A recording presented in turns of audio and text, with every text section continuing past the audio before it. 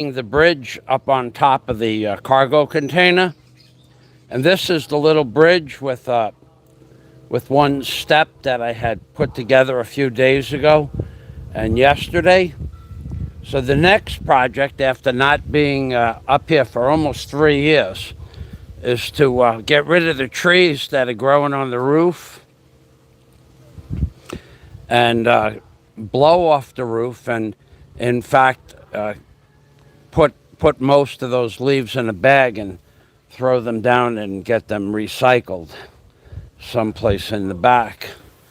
3 years. You could see the termite damage has taken its toll. Look at that. The bench itself is completely collapsed. The trees are growing on the roof. The plywood, well, we know what's happening with the plywood. I haven't walked over there. I haven't even been up here in a very, very long time. So I'm going to basically just clean off this roof today, get rid of all the stuff that doesn't belong up here anymore, and see what goes from there.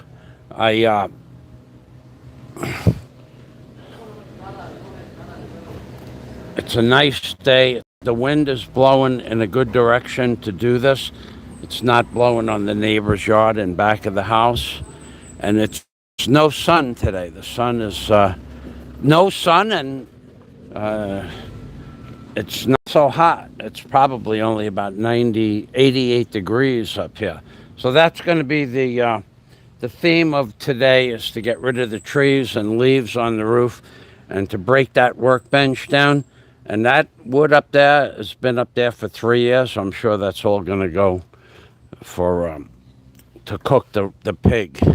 We have a barbecue pig next week, and I'm sure that wood is going to be the wood that helps cook the pig. So that's going to be the end of me talking.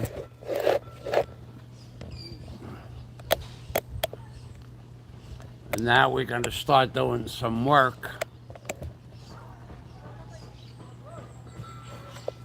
Let's see. I can't even see because of the sun with the glare. Oh yeah, that's a pretty good angle to get started on.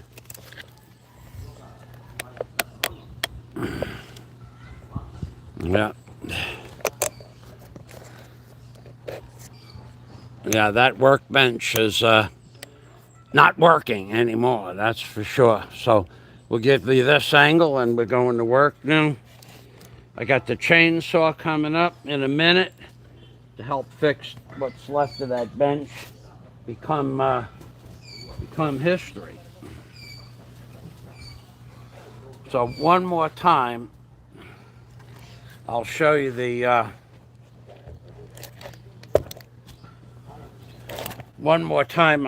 bridge. The bridge worked out good. I'm on the bridge. There's the step. This is the bridge I built a few days ago. Hop on, and now we're going to work. Maybe I put it like this, and like this, and like this. No, not like that. Not like that either. I gotta turn it around and start again, because I can't see the angle, the glare. The glare, I say, the glare. Okay.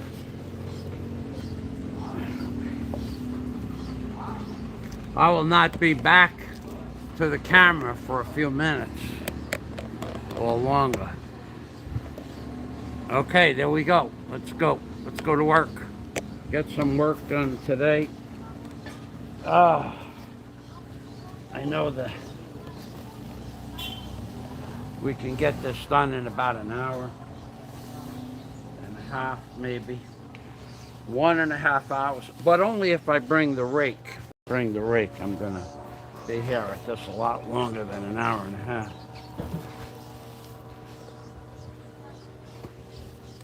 And there's the rig.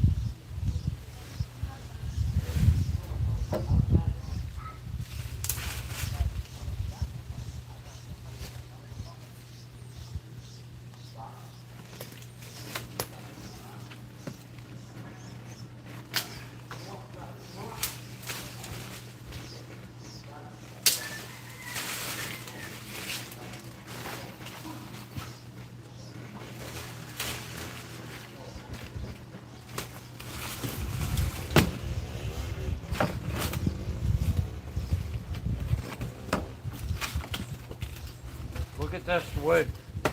This wood is, this is a 2x2. That's a 2x2 breaking. Ah, boy. Yes, indeed. 3 years is too long for this wood to stay outside. Watch this. Watch how strong we are today. Ah, termite dust in the eyes. It burns.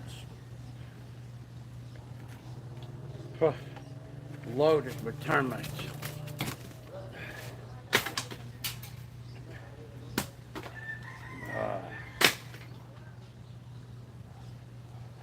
We won't be doing that again.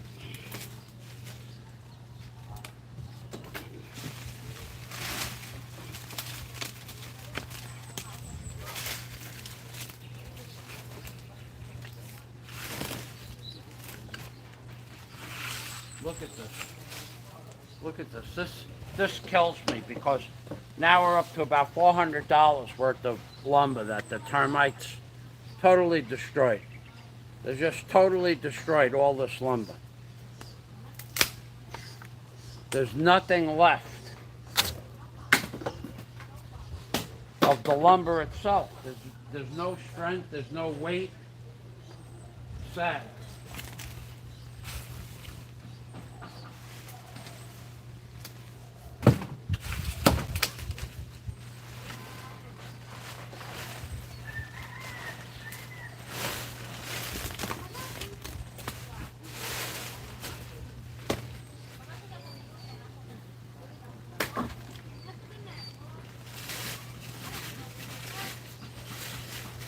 Okay, you guys, the ones out there that are afraid of watching somebody work because it gets you jittery inside, it's time for you to go back into the air-conditioned room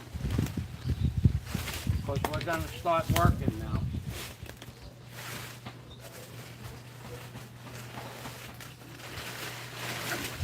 Man, you know, real man and stuff like that. You know what I'm talking about?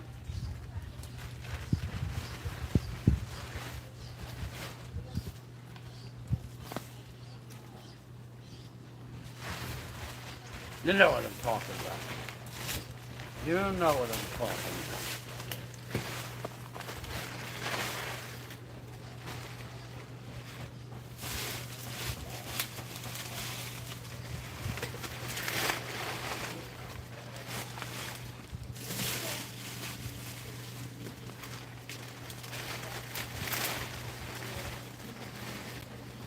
By the way, it is now 3 days is 72 hours, plus 6 is 80, 78, 79 hours since I had any food. So I'm working a little bit slower today. It's been 79 hours since I had anything but water and some coffee, instant coffee, but no sugar or cremora or anything like that. 79 hours. I feel okay. I feel a little bit tired, but I'm going to go, certainly going to go through the end of today, that's for sure. And I might go another day, which would make it 96 hours. We'll see how I feel when I'm done working up here. Work! Did he say work? Oh God, let me go do something else.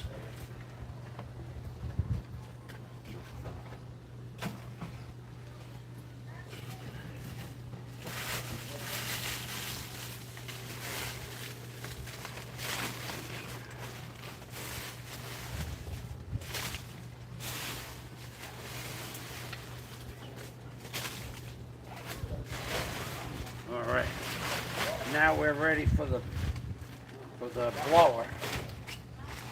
I just wanted to get that, have some stuff in that bag. In fact, you know what I'm going to do? I'm going to get rid of this lumber here. Low.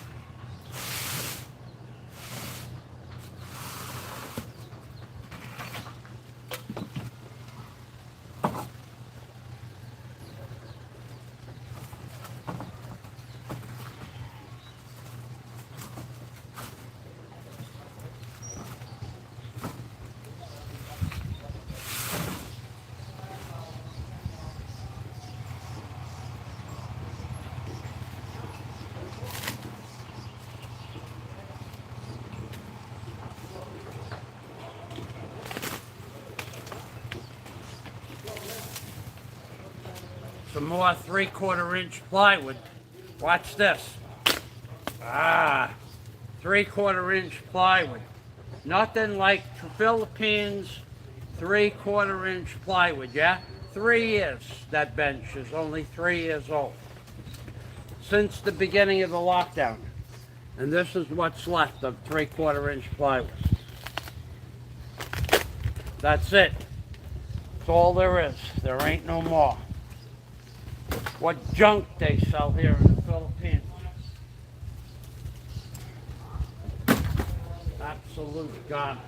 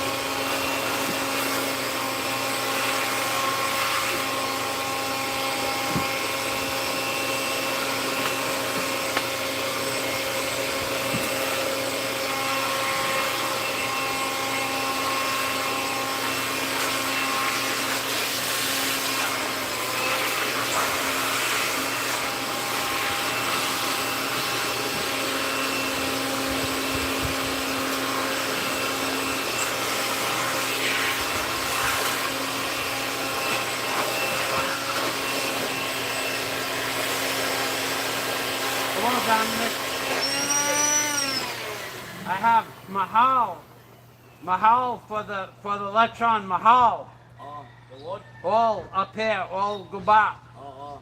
For the LECHON. I will bring it over in the back over there, yeah? Yeah. Yeah. Okay. Thank you.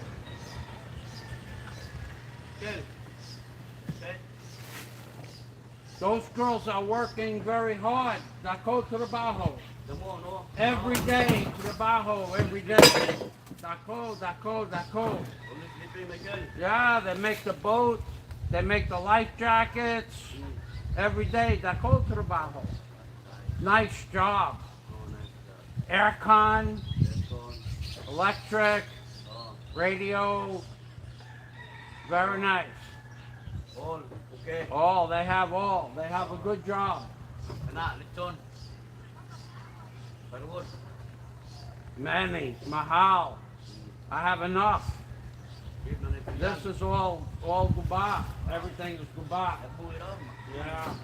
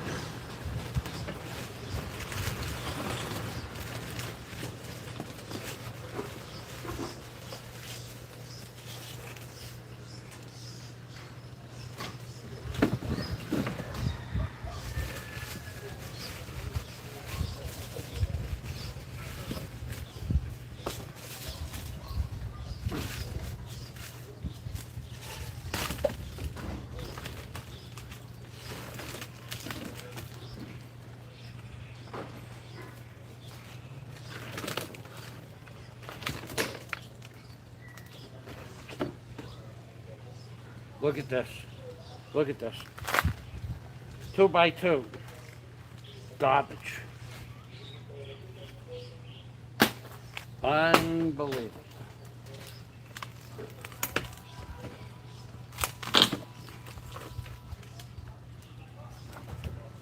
Unbelievable.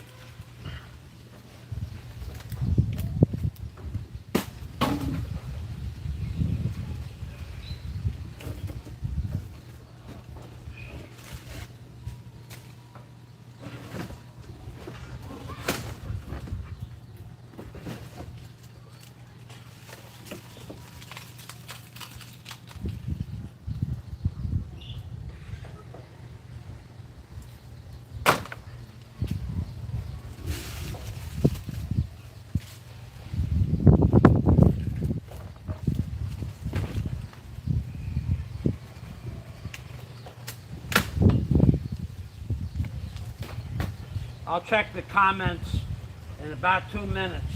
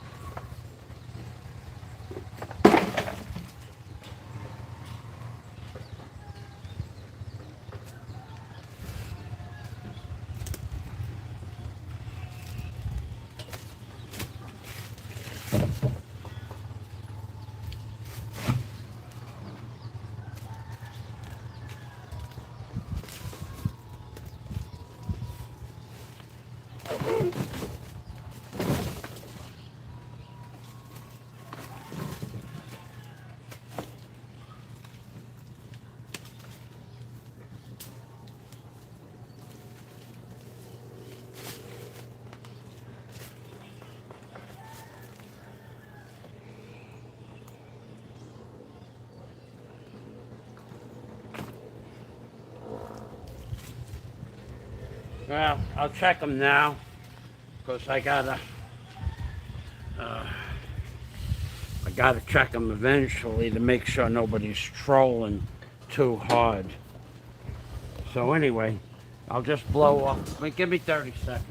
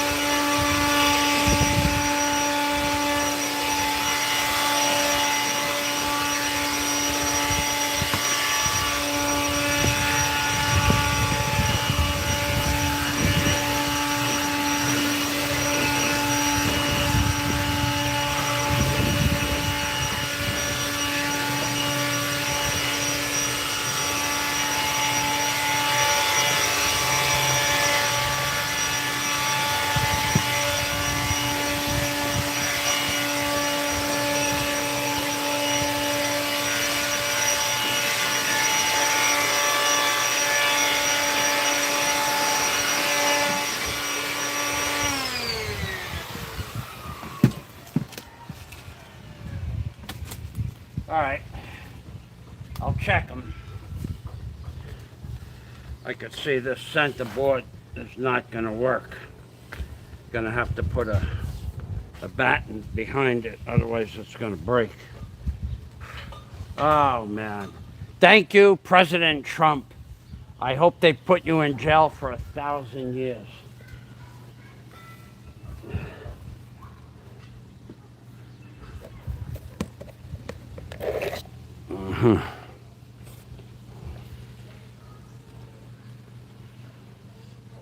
Hey.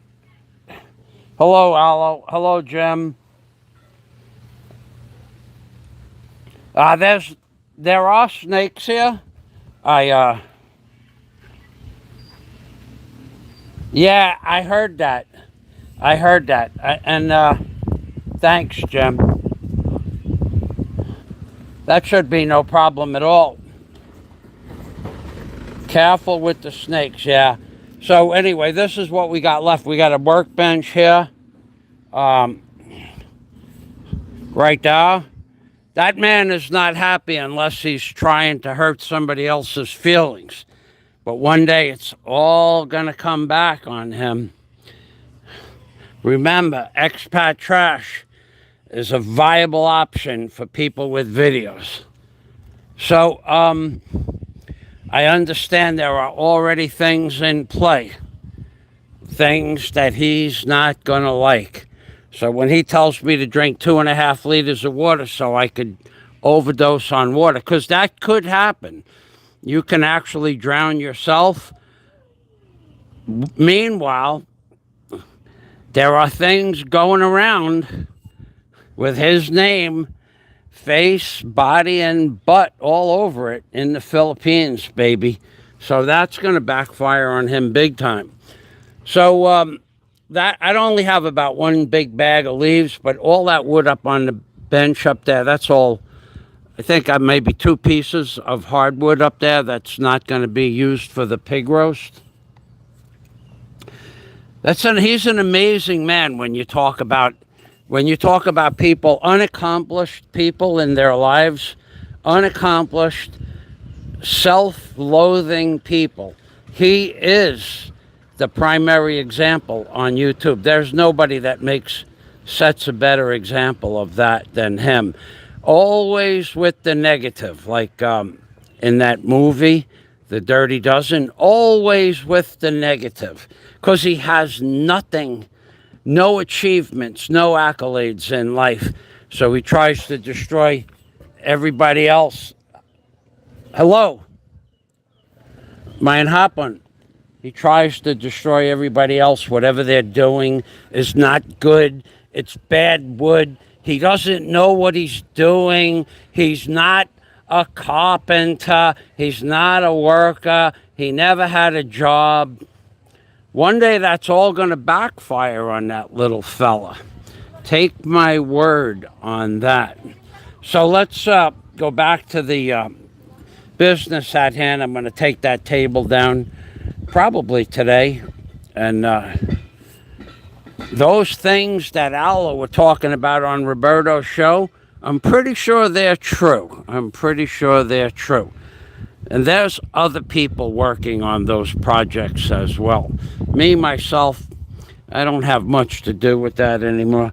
But he likes to come on my talk about what I'm doing, and he likes to put me down. And of course, he would never, ever, ever, would he ever do that in real life. So that's the important part. Thanks for watching, and I'm going to go back to work now.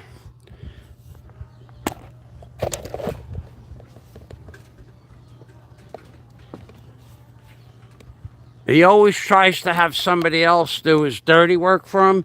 And remember, punk, I know who sent that guy to my house.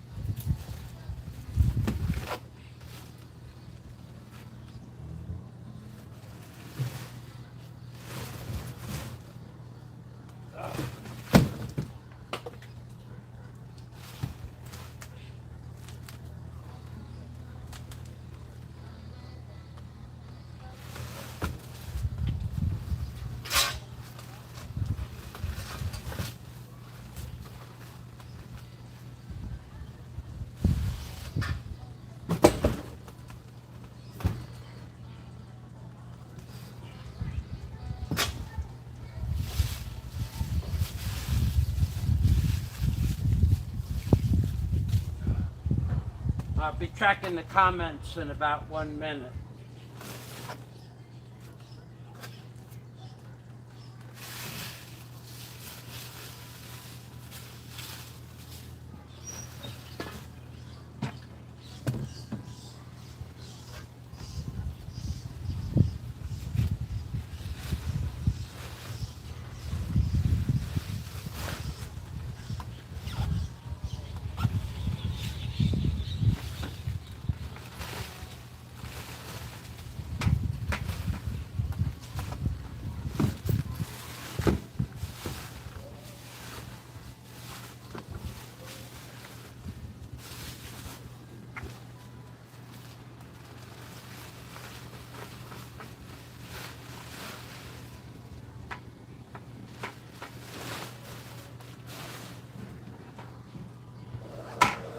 Okay, I'm coming.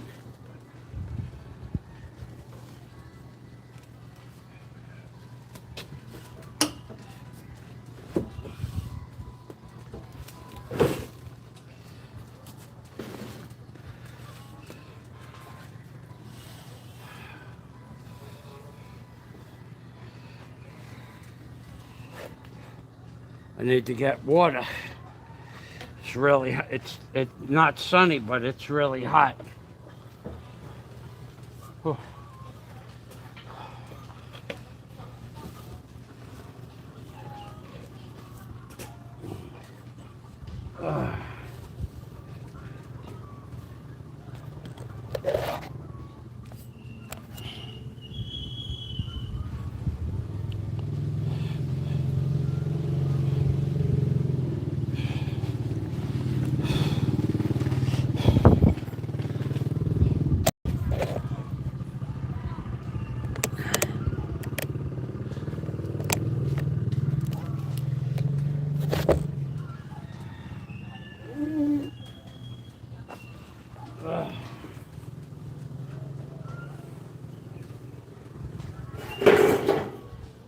Ah. Ah.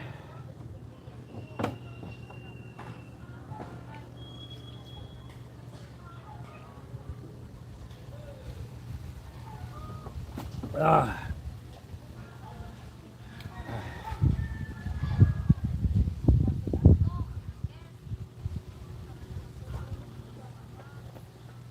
Oh, that tastes good.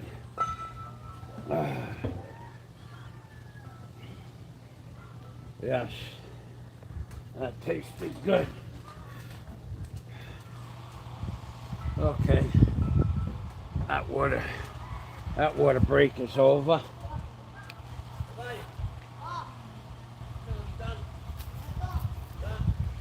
Huh. Okay.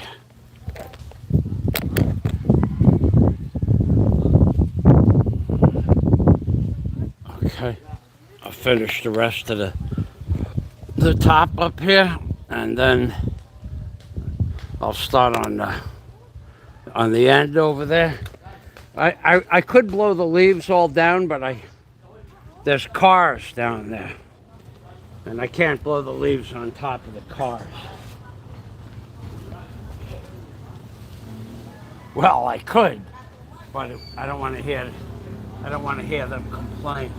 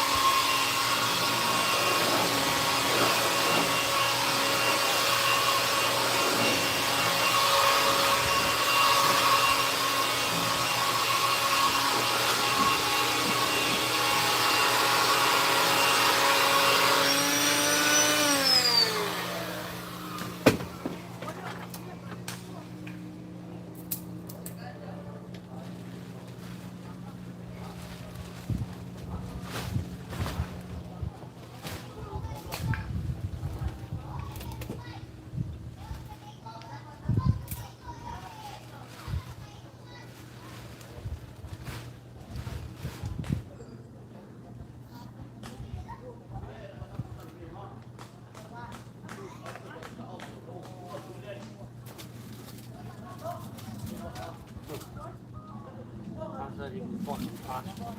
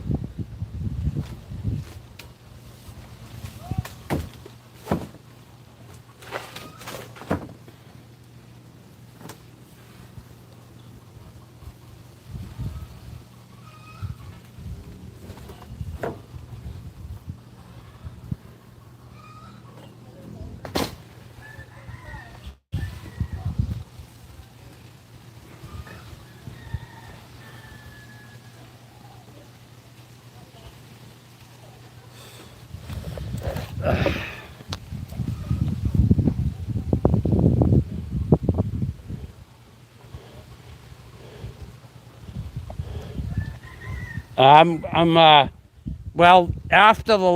since the lockdown, I haven't been up here, John, or Philip. And, boy, I really want to see them put Trump in jail for 1,000 years. Him, his kids, his wife, everybody that has the last name Trump deserves to be in jail. They usurped 50% or more of the middle class savings. They destroyed 1 million small businesses in America only. They did $3 trillion worth of economic damage to the economy. They put several hundred cruise ships out of business, several hundred cargo ships out of business. I want to see Trump suffer in a prison for 1,000 years. And I only lost $1,000 worth of lumber and plywood. But since the lockdown, this table was pretty much relatively done in 2020, where I could use it for a work table when they shut down the economy. So if you think I'm kidding about seeing Trump in jail, I want him in jail, and I want him in jail for 1,000 years. Biden is no better, but Trump was directly responsible for the lockdown, for the what he called warp speed. He was directly responsible for that, and he was directly responsible for the middle class of America losing 1/2 to 2/3 of their savings, if not more. So what I'm doing up here is all this lumber in this condition, just sitting there for 3 years, it rots. It becomes worthless material, as you just saw with the piece of plywood. And so did the 2x4 lumber. And yeah, it's not for a bonfire per se, it's for a pig roast that we're having next week. So even though, look at this, it's just garbage. There's nothing left to it. It's just dust. I'll leave this piece up here because this stuff that's up here now, these 6 or 7 pieces, what is it, 1, 2, 3, 4, 5, and a strap.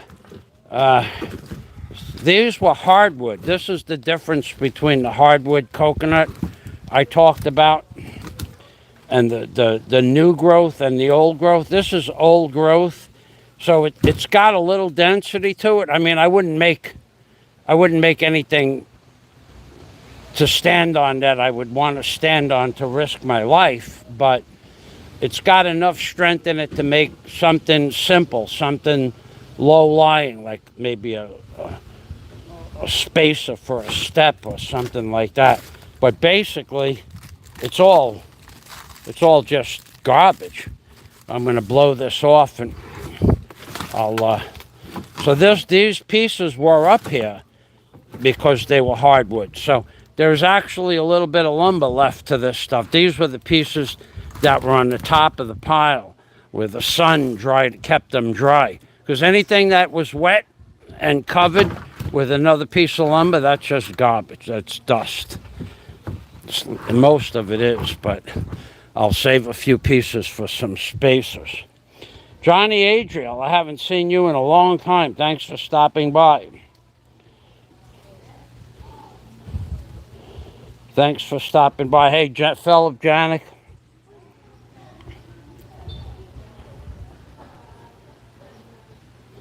Very nice. Yeah, those short videos, Philip, they get quite a bit of views. I had one with 1,000 views in a few days. I never checked on it again. Yeah, we're going to have a pig roast, and look at this yellow spider. Oh, that's an interesting one. Where is it?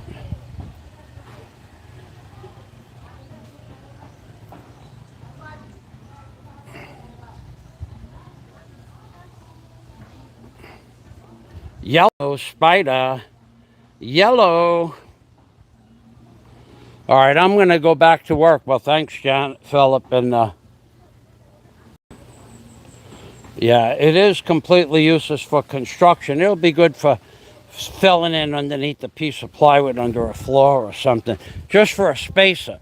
No structural strength left in that stuff. Well, in this, it's a piece of hardwood. This piece that I'm hitting my hand on right now, you could use this for, I don't know, something, but nothing structural. This one is actually quite a good piece. There's like 3 of them that are good, and 2 of them that are half good. The other half of this piece is just junk. But I'll leave it up here, like I said, for a spacer. I'm going to put the camera back.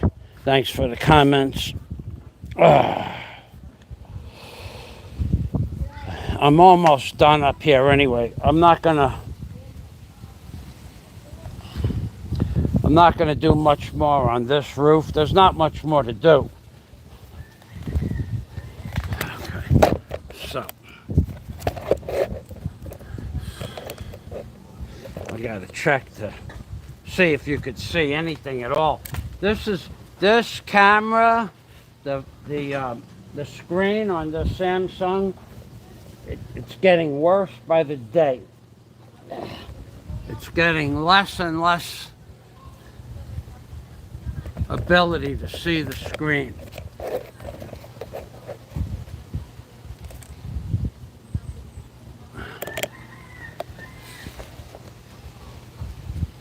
It's getting to be, because it's been in the sun so much, the screen is starting to get fade, and it's got lines going across it.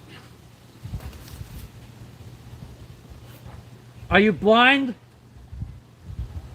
Ew. She's not blind.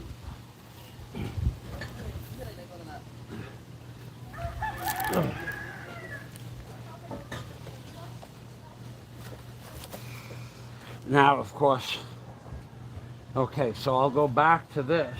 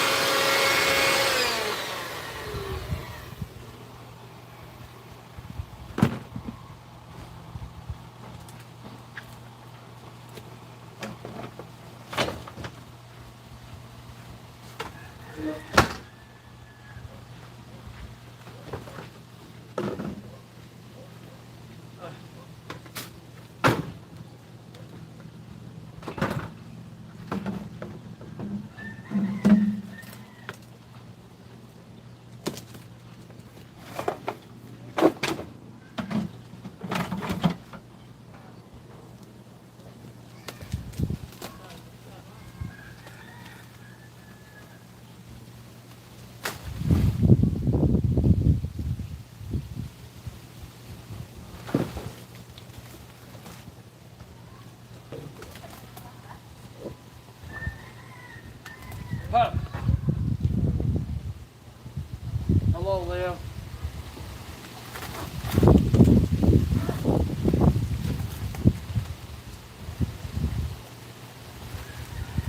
Huh. Huh. Huh. Huh.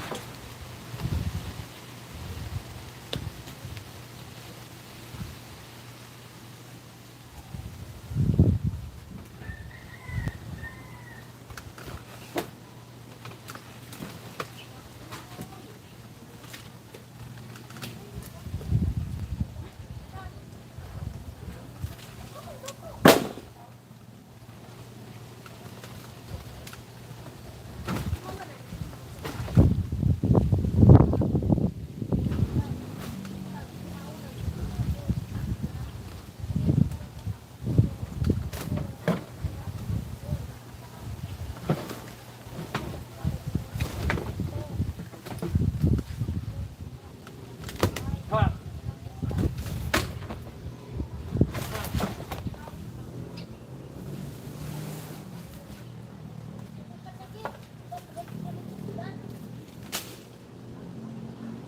Huh. Huh.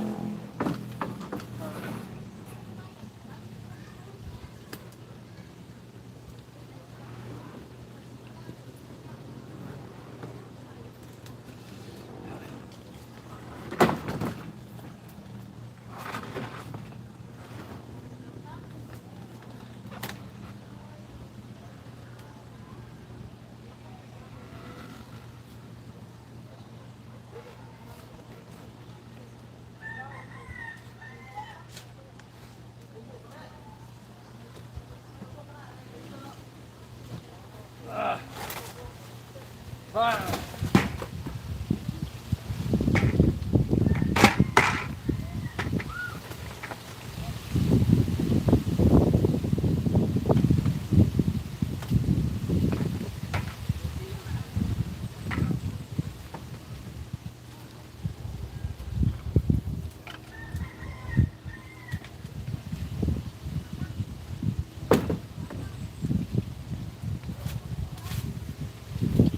Want to see what's left of this lumber?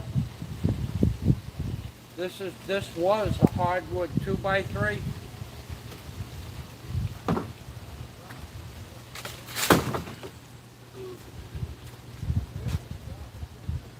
Manny, mein Hapon. This was a 2-inch by 4-inch piece of lumber, 2x4.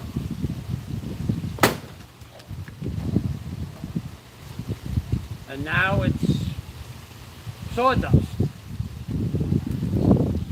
This is what's left of a 2x4 that was perfectly good for building 3 years ago.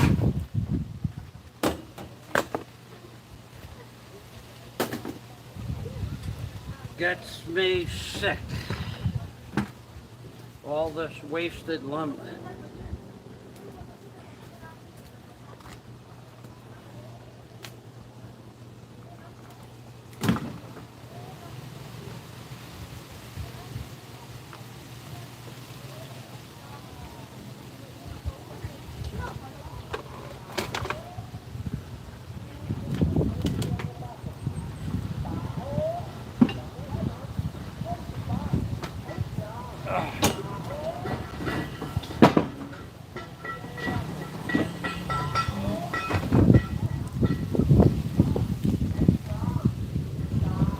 Haven't had anything to eat now. 72 this morning. At 6 is 78, and 80 hours was the last time I had anything to eat. 80 hours. I'm okay. I'm a little bit weak. Not tired, not dizzy, but a little weak. But 80 hours. Not bad. I think I'll try again till tomorrow morning. I'm going to go for 96 hours and we'll see what happens.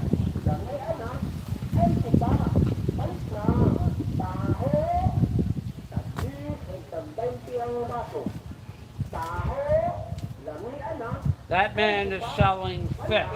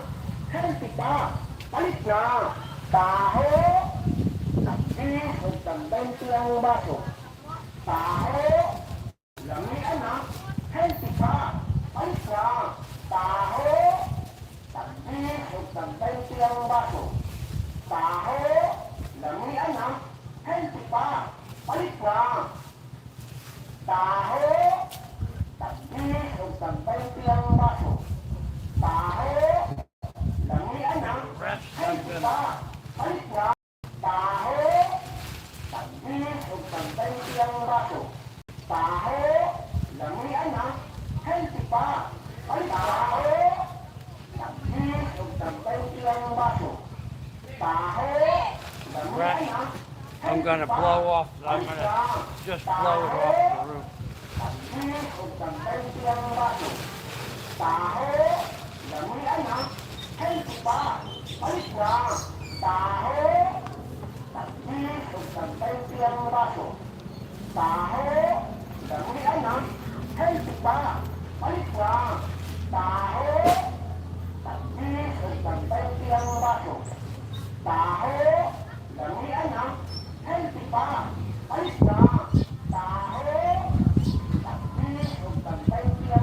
No, he's not selling fish. He's selling ice cream. My mistake. Ice cream he sells.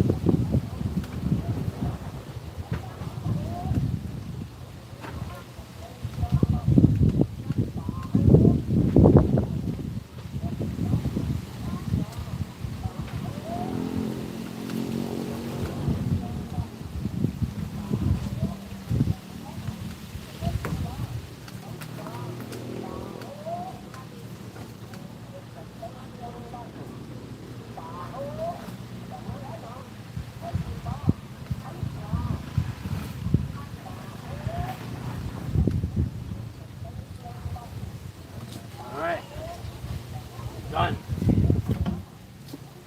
This.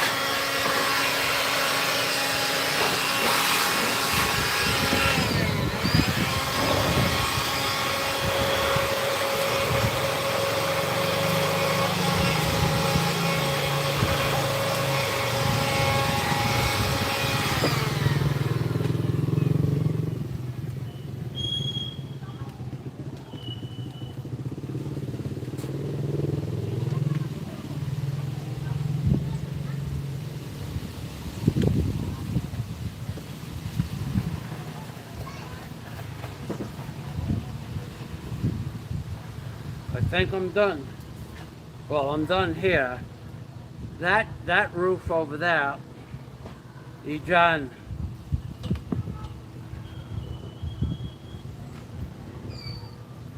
That roof over there, I blew that off a couple of days ago, and there's really nothing over there that I want to do or have to do. There's a couple of pieces of bamboo I could take to use for the roast, which is probably what I'm going to do right now. I'll just turn that camera around and get that roof finished up.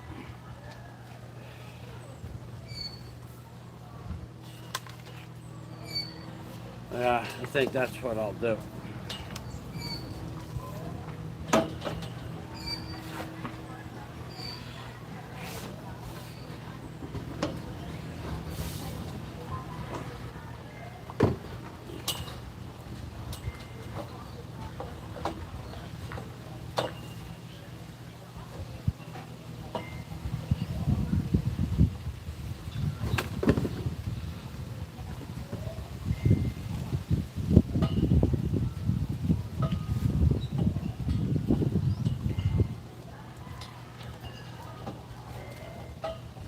Yeah, I'll just turn that camera around and bring the blower.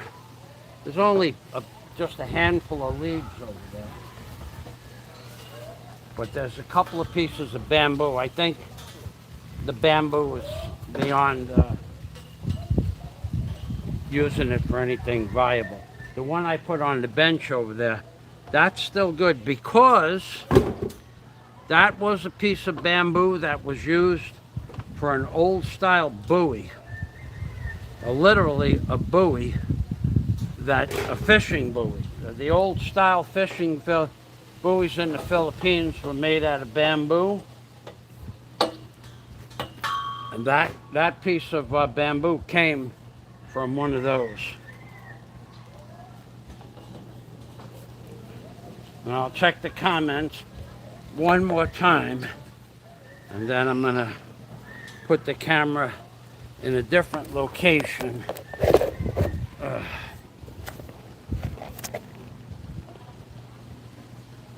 Mic'd out. Hey, Michael.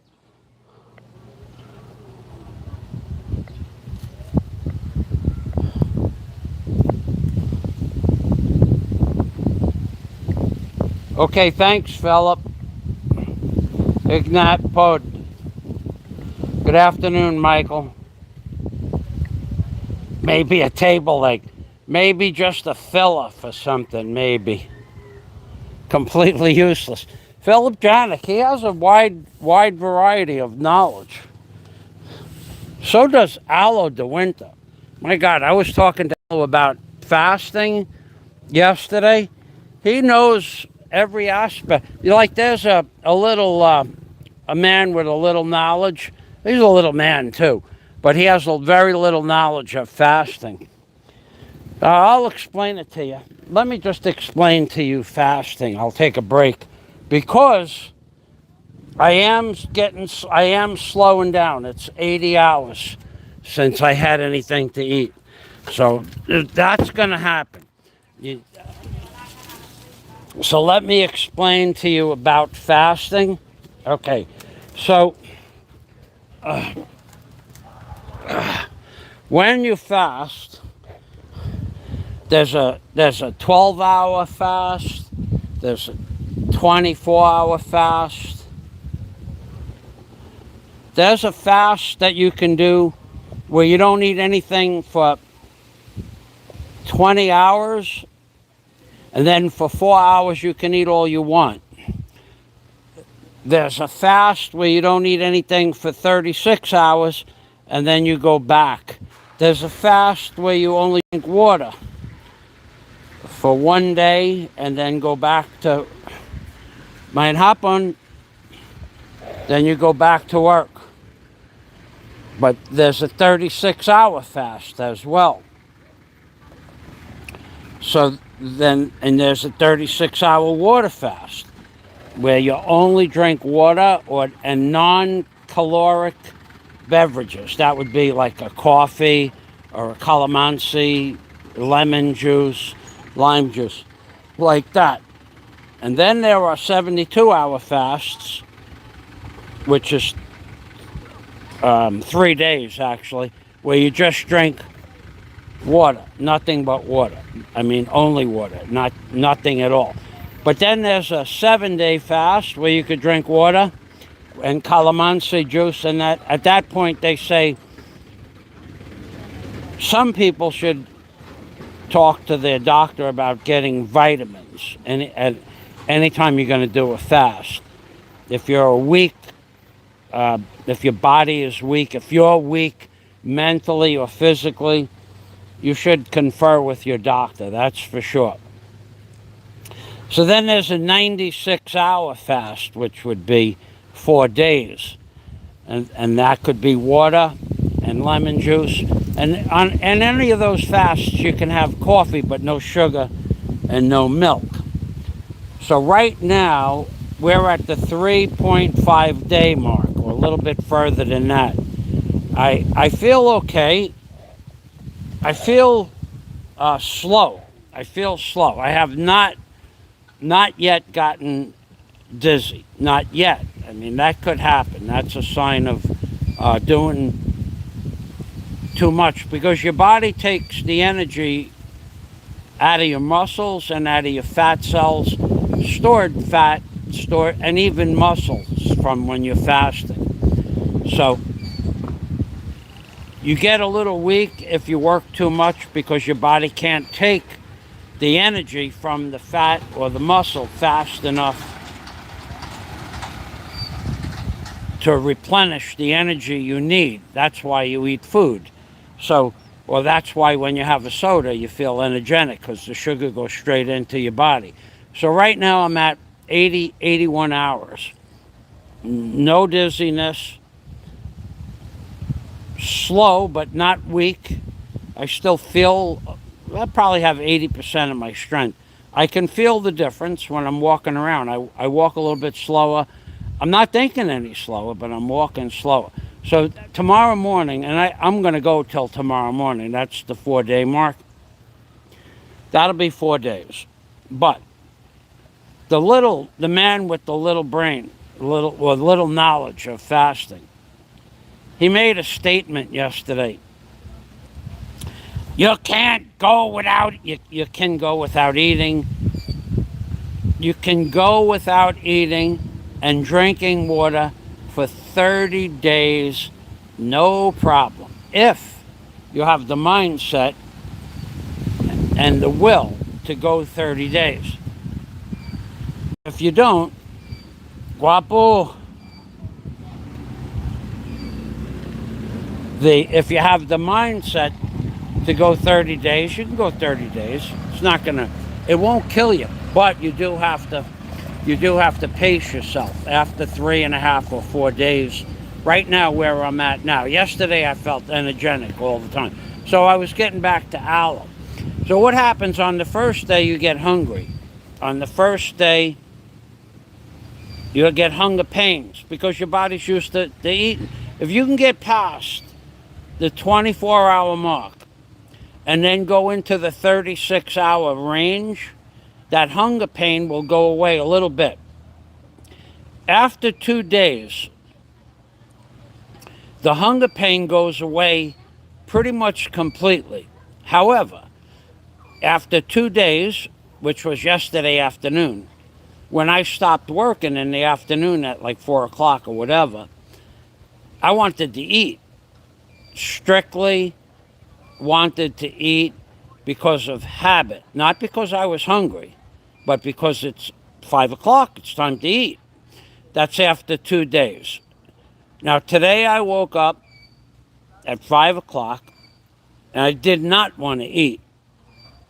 So I did some things and then I went back to sleep until 6:30. But I didn't want to eat. Since 6:30, I took a nap for about 45 minutes when Roberto had his show. When I realized after about an hour and a half of pontification by Popeye and Aloe, I realized there wasn't going to be any recording. And there never was going to be a recording, fool. That little man was hanging on to every word. I got it. I'm recording this. I'm going to get it. I'm going to bring him. I'm going to bring him. This is going. You're going to get. You're. And he was hanging on every word from Roberto and Popeye, and they pulled the wool over. They hoodwinked him. Wapo. Mein Buntag. Mein Hapon. Mein Buntag. Guapo ka ako. Guapo ka pod. Hey, how many goats do you have? 4. Opat? No more? For the fiesta you sold? Okay. Okay, umping. Those are pretty goats he's got. He's got a billy goat, 2 billy goats. I was watching those goats this morning. It's hard to figure out what they want to eat. So, yeah, I realized that at about an hour and a half that they weren't going to play that video. You got hoodwinked, dude. You were hoodwinked by an Aloe de Winter and a Popeye 1. They were messing with your head. You were sitting there with the camera. I got it. I'm going to record this for the police. This is going to the police in Texas and Kentucky and the United States of America, the District of the Columbia Attorney General and the Congress and the Senate. They're all going to get this recording. Mein Hapon. Oh, he's pretty good at that.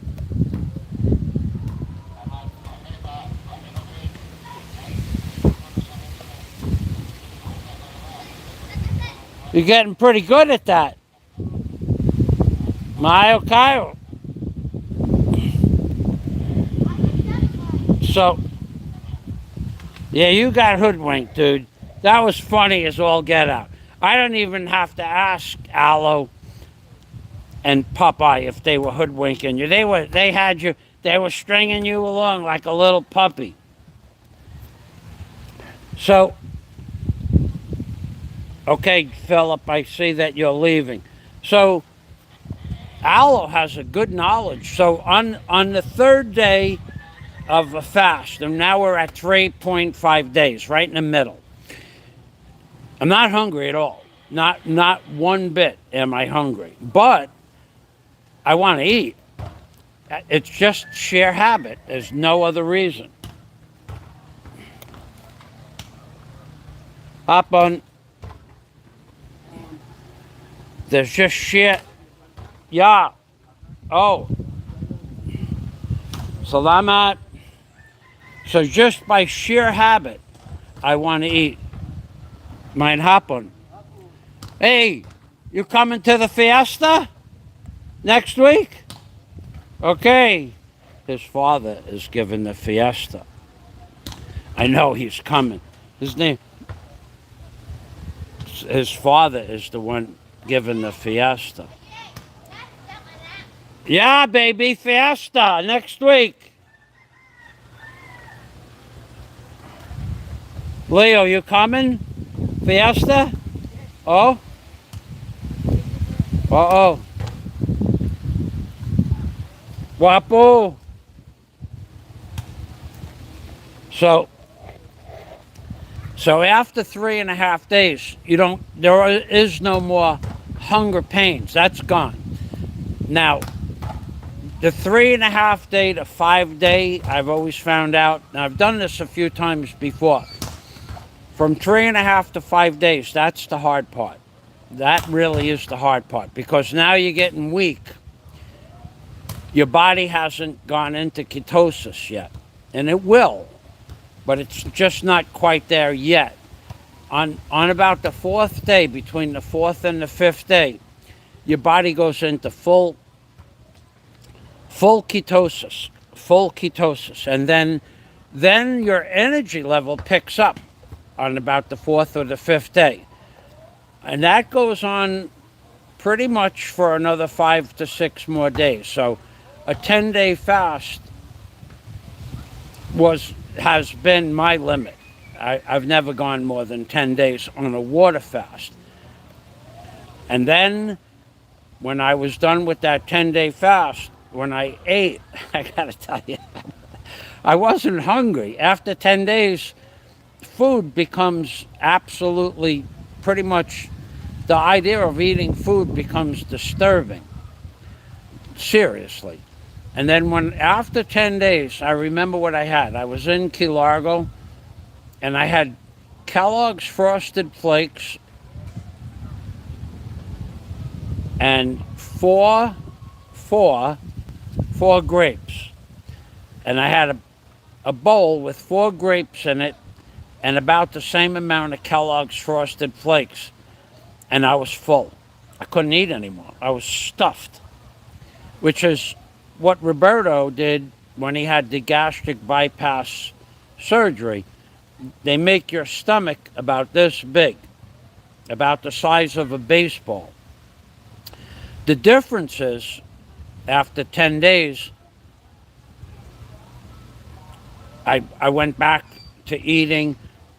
After that meal, I don't know, at some point, I went out to get pizza. I don't remember if it was that day or the next day. One slice of pizza I couldn't eat a slice of pizza. And then after that, your stomach starts to stretch again. So me going till tomorrow morning, 4 days, that's not going to be problematic.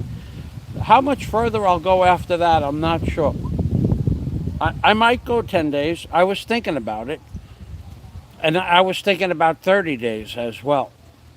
Because once you go 10 days, it's all downhill. The only difference is at 10 days, you got to slow down your work schedule. You can work, but you can't do hard exerting physical activity. You shouldn't. I wouldn't. And then, so far in 80 hours, all I've had is I'm drinking 1.5 gallons of water a day. I have 1 gallon of water up here behind me. I'm drinking about 1.5 gallons of water a day, and in the morning at 5:30, I have four small spoons, like baby spoons. It's actually a baby spoon. 4 baby spoons of coffee powder, no sugar, no Carnation instant breakfast, none of that stuff. So I'm thinking 5 days, but then I'm thinking 10 days. And I'm thinking I could do 10 days, and if I go 10 days, I'm going 30. Just because I can. Because I have willpower. I'm not weak. I'm not frail, so to speak. A frail man, or a man with a weak mind, would cave in to the hunger pains, which I've done before. I've gone 2 days and say, I'm hungry, I'm going to eat. But right now, I don't feel like eating. And I don't know if I'm going to feel like eating for another 30 days or another 26 days. And if I go 26 days, there's a guy that went 243 days. He lost 125 kilos. That would put me right around 0. So we're not going to do that. But there is a guy that went 243 days documented on a water fast, but he was under doctor's supervision, and he lost 250 pounds. That's the record, but that's probably not the record. Probably somebody's done it more than that. There's a fella that hasn't eaten in several years in Tibet. He only breathes air. He doesn't drink water, and he doesn't eat food. I read about this guy in. Good afternoon. I read about this fella. He doesn't. I don't know if it's true, but they say he only breathes air. He doesn't do much. Sits in a lotus position all day. I don't know what he does, but that's what I read, and I kind of believe it, because some people, there have been instances where people haven't eaten food, or they've just breathed out and they've gotten the water that they need out of the air. How they do it, I don't know. But they did it. That's what they say. I don't know if it's true. I don't know that I believe it. I don't know that I don't believe it, you know? It's hard to believe, but it's believable. I mean, people do some crazy stuff, right? There was a guy that did some crazy stuff on YouTube. He showed us his Cheeto factory a couple of years back. Remember that? The Cheeto factory, the mobile Cheeto factory. I remember that. Okay, so I'm going to go back to work now. This top is pretty much done.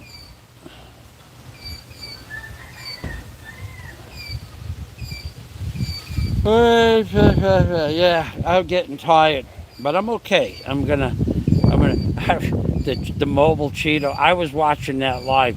That was pretty funny. And then, of course, there was that other video that he did. Oh boy, no one will ever forget that one either. He's done some classic videos, boy. Let me tell you.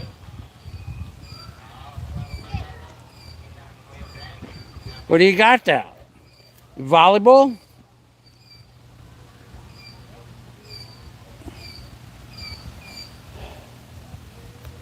Okay. Yeah. Showed us the Cheeto factory. That was one of the classics. One of the YouTube classics for sure.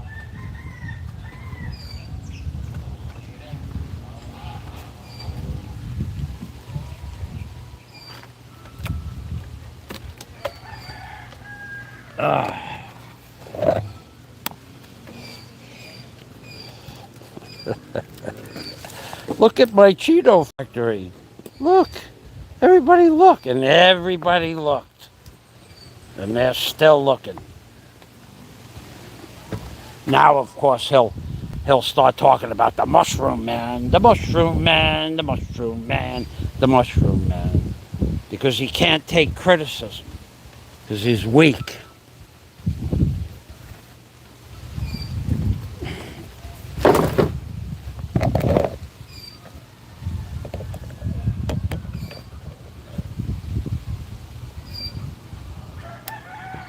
Okay, so I'll be going over there now. I got a couple of pieces of bamboo I want to check on.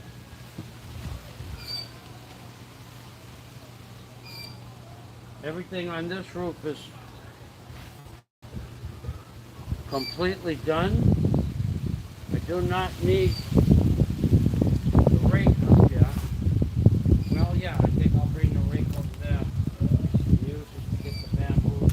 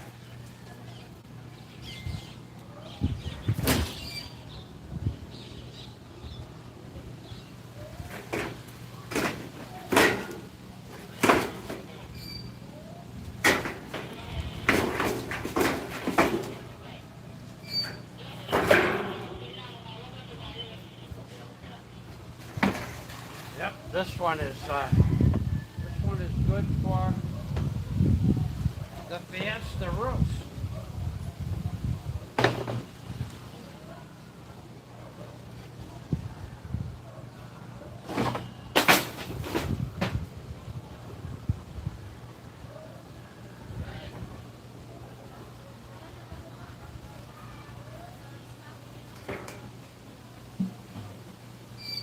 I think we got 2 more of those. You know what I need? I definitely need. And I didn't bring it. I need the hammer. No, I'll be able to do it. I need wood.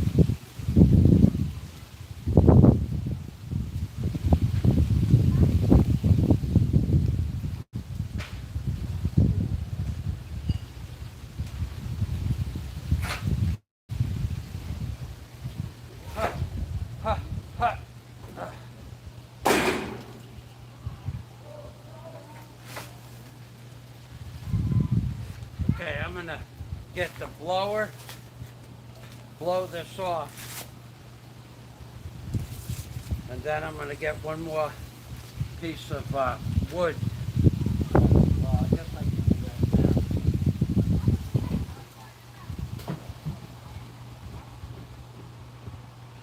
now.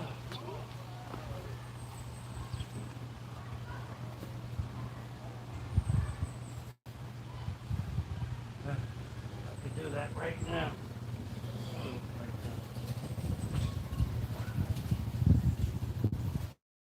Huh. Huh. Ah. Huh.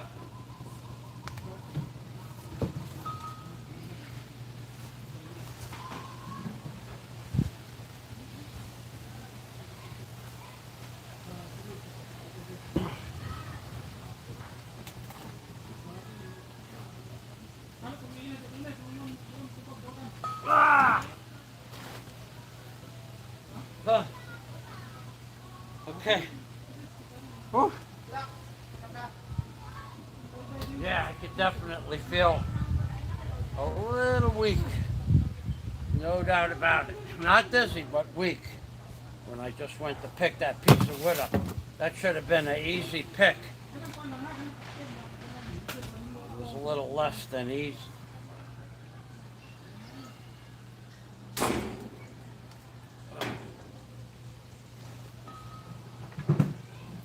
But 10 days. 10 days is the goal.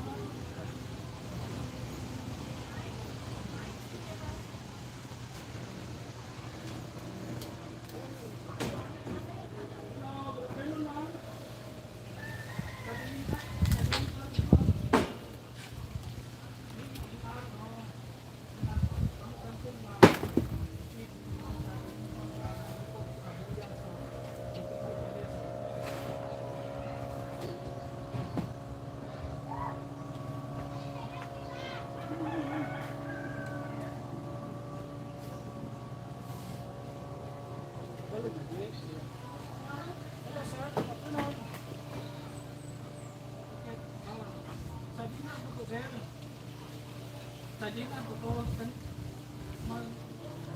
mag-uwikan po kami ng nakipisa na yung bangka sa nakipis sa bangka mo upang driving boat mo kasi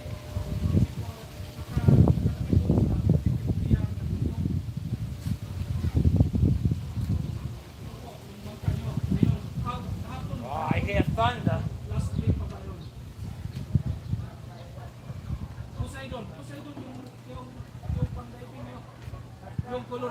Kilo.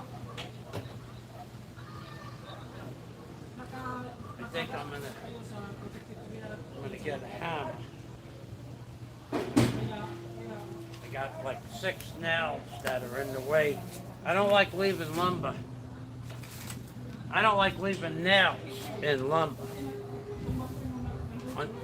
Not because of for me, but because somebody else 3,000 po. Yung might not realize there's a nail in a piece of lumber, and that could set you back a day, a week, a year, or for the rest of your life. government, 50,000.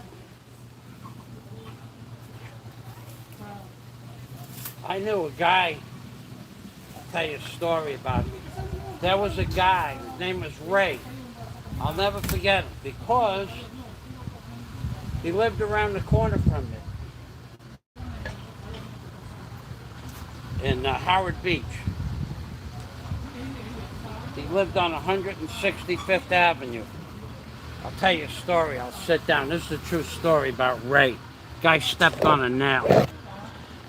And I'll tell you what a nail did to this guy. A simple little nail in a packing crate in a warehouse that he worked in.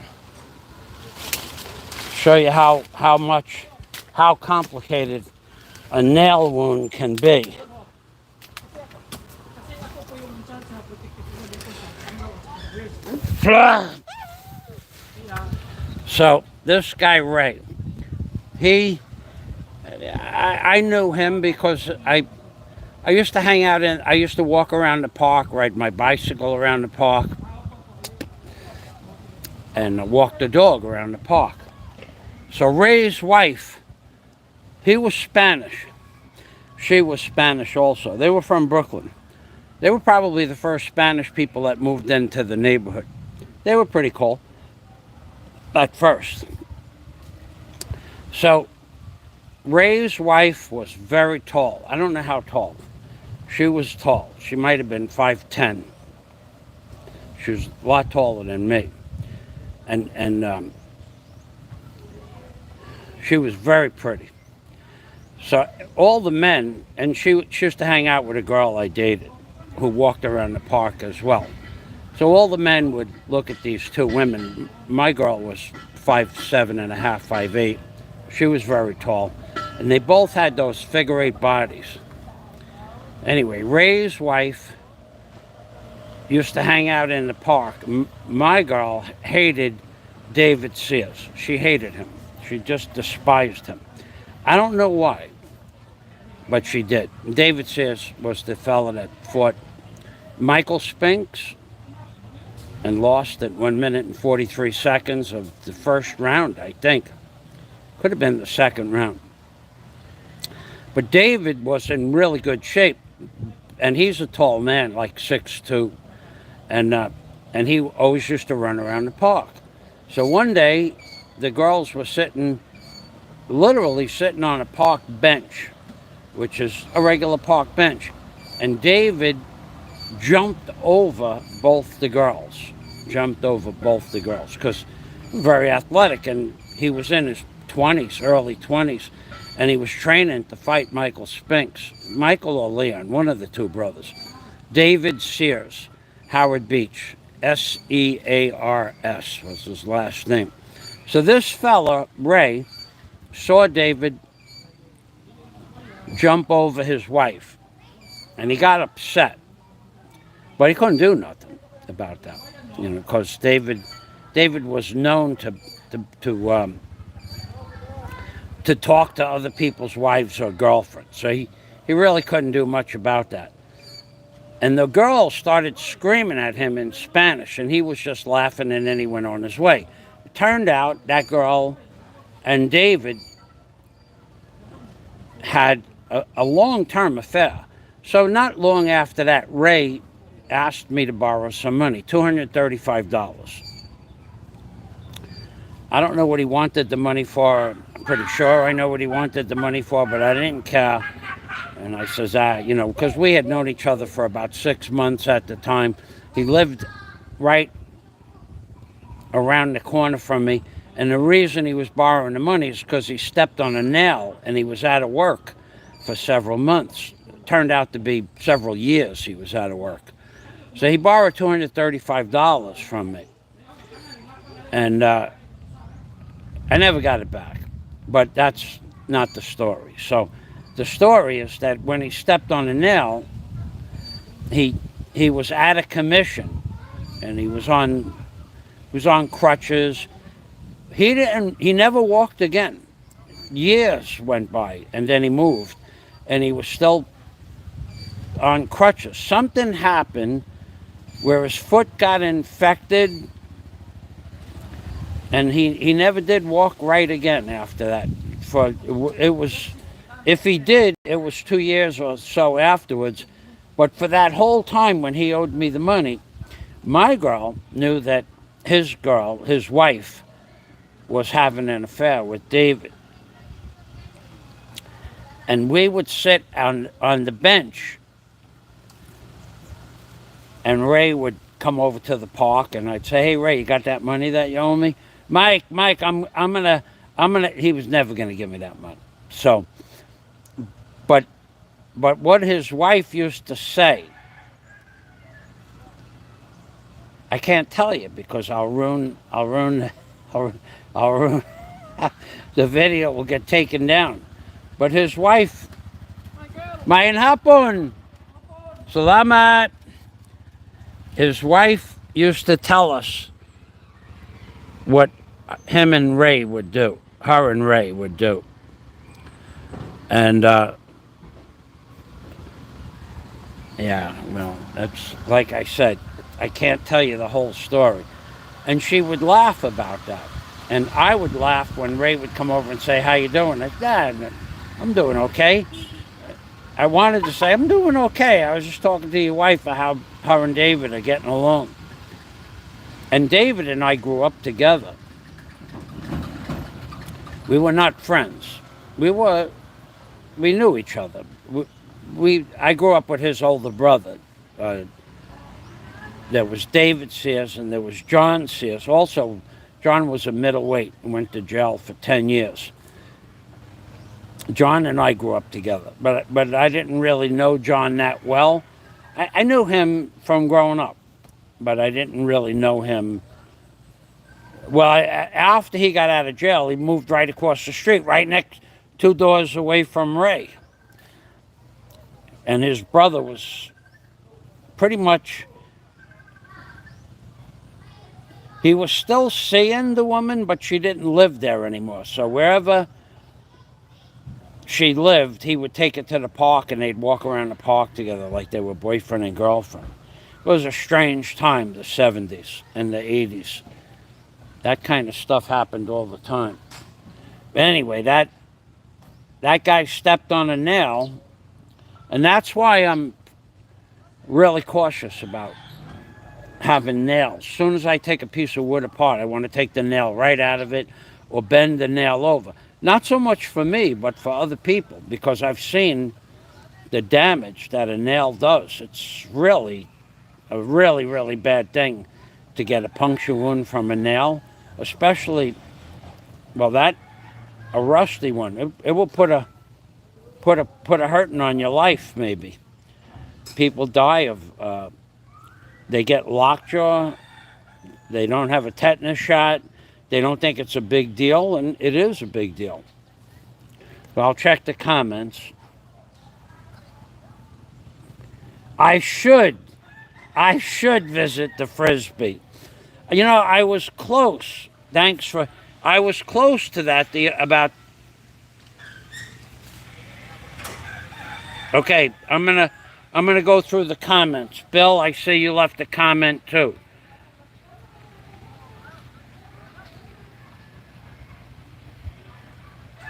Okay, I'm gonna check up on that, Bill. I'm actually gonna. I was reading about 10 days, 20 days like that. And what it does to you.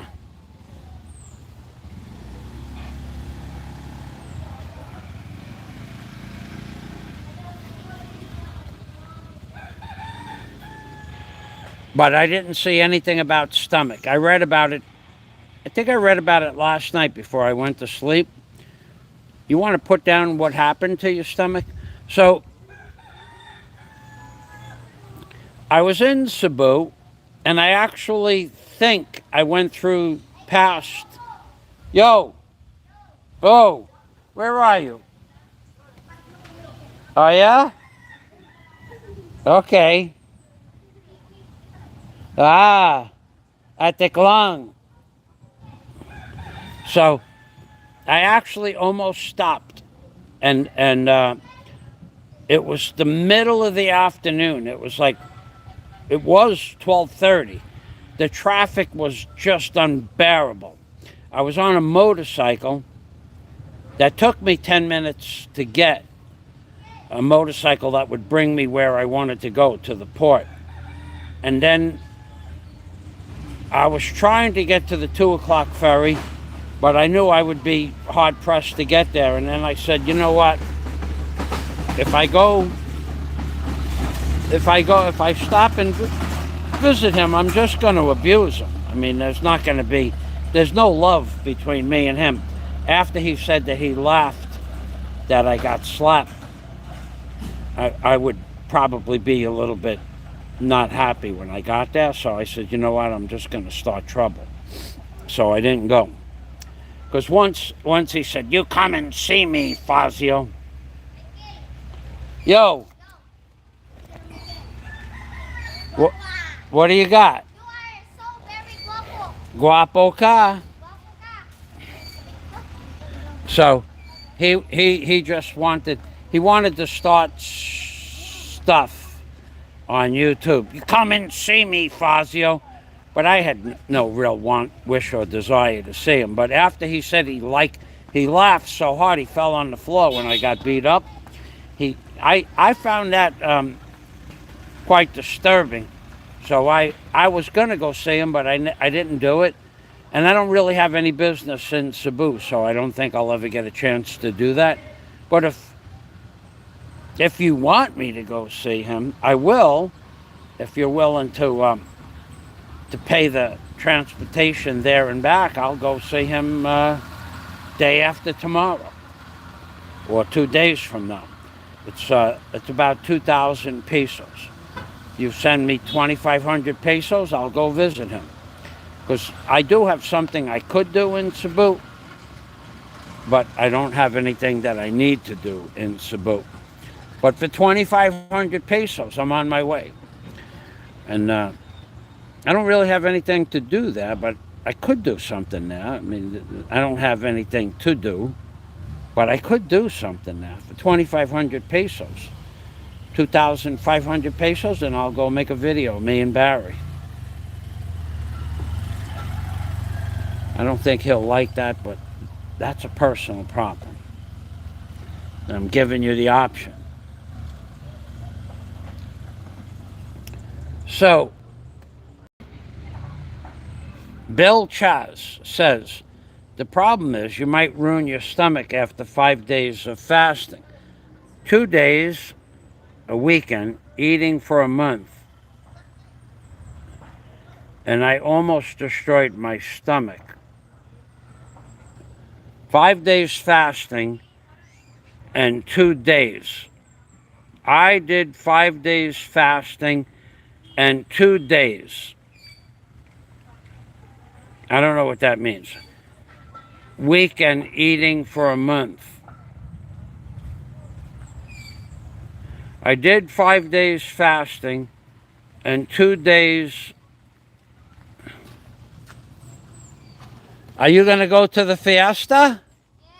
Yes. Yeah? So very. Next week, yeah, baby? So, what do you got? What do you got? Let me see what you got. Show me what you got. Chicken. Atik lang? Okay. So, okay. So, the problem, so I did 2 days, I did 5 days fasting and 2 days weekend eating. Ah, okay. Weekend eating for a month.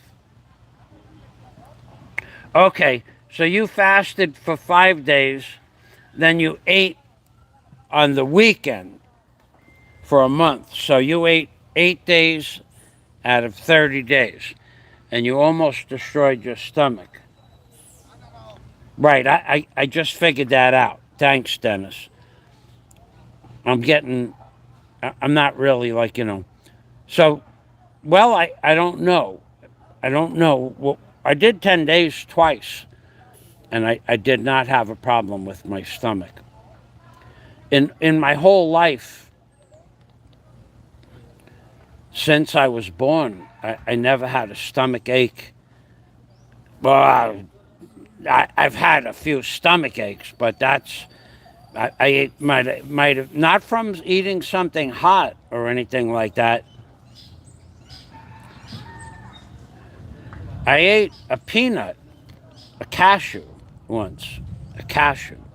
It was in a jar, and it was in a jar for a long time on a shelf, and I was cleaning off the shelf. I don't know how long it was in the jar, and I ate it, and I didn't even finish chewing it, and the bacteria on the cashew was making me sick. And I was sick for like 5 days. I got food poisoning. I never even chewed the cashew to swallow it. Just a little bit of juice went in my stomach. So that was one stomach ache that I had. Another time, I was drinking a gallon of hot sauce a month. Literally a gallon of hot sauce a month. It was not Tabasco sauce, but it was some hot sauce you could buy at the Canarsie Market. And after about a long time, even my dad said, you're eating too much of that. Ding! You were supposed to come back for the lumber yesterday. We got lumber. Not now. I'm up here now. You got away with it again. You're the best. You can avoid the trabajo. Ugma, later. 1 hour. Maybe later. Okay? He had a cigarette in his hand yesterday. He couldn't move the lumber. The day before, he had a bottle of water, a 5-gallon bottle of water. He couldn't move the lumber. The day before that, I don't think I saw him the day before that. So anyway, those were the 2 times I could remember having a stomach ache. And then for a long time, I couldn't eat hot sauce for many years. I guess I had an ulcer. But that was, if my dad was alive, it had to be before 1994. And since then, I've never had much hot sauce or hot peppers. I lost my appetite for hot stuff. Thanks for the thumbs up.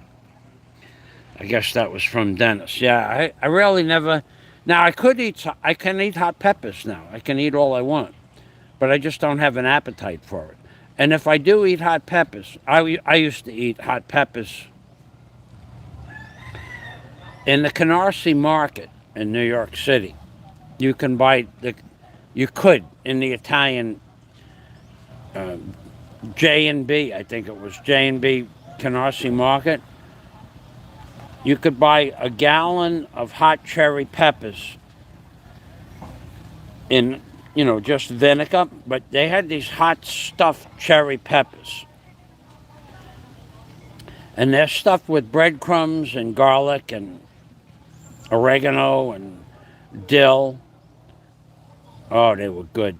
I used to eat a gallon of those every 2 months. A gallon of those. I used to keep. We had a refrigerator downstairs just for our stores. We used to keep. I'd go to the Canarsie Market and buy 10 pounds of yellow American cheese, 10 pounds of white, unsliced. The yellow American unsliced. We have a handheld slicer. And then 10 pounds of white American cheese, two 5-pound salamis, 15 pounds of liverwurst, Because you got to remember, it's in the wrapper, so the liverwurst can stay for months. It didn't last that long. And I would buy 1 or 2 bottles of stuffed peppers, stuffed cherry pepper. But they were big. They were that big. And then one jar of stuffed peppers, 2 jars of stuffed peppers and 1 jar of peppers without the stuffing in it. We would buy pepperoni, half a dozen pepperonis. I would buy it. My dad bought that stuff all his life, but when I got older, I would fill up the refrigerator. And of course, the compliment Yoo-hoo by the case, a couple of cases of Yoo-hoo. But I would go through. I would go, and I kept those peppers at his house because that refrigerator was where we stored stuff. And then every week or 2 weeks, I would go to his house with my jars and fill up my jars because I didn't have room for gallons of stuff in my refrigerator. This is going back a long time. Dennis gave me the thumbs up. Yep, I was right about that. So I'm going to take the hammer and I'm going to turn the camera around. Yeah, I miss the Canarsie Market. I miss eating that kind of food. One thing that you're going to give up when you move to the Philippines is good food. When you move to where I live. Oh my God. Let me see. Are you Batman? Batman.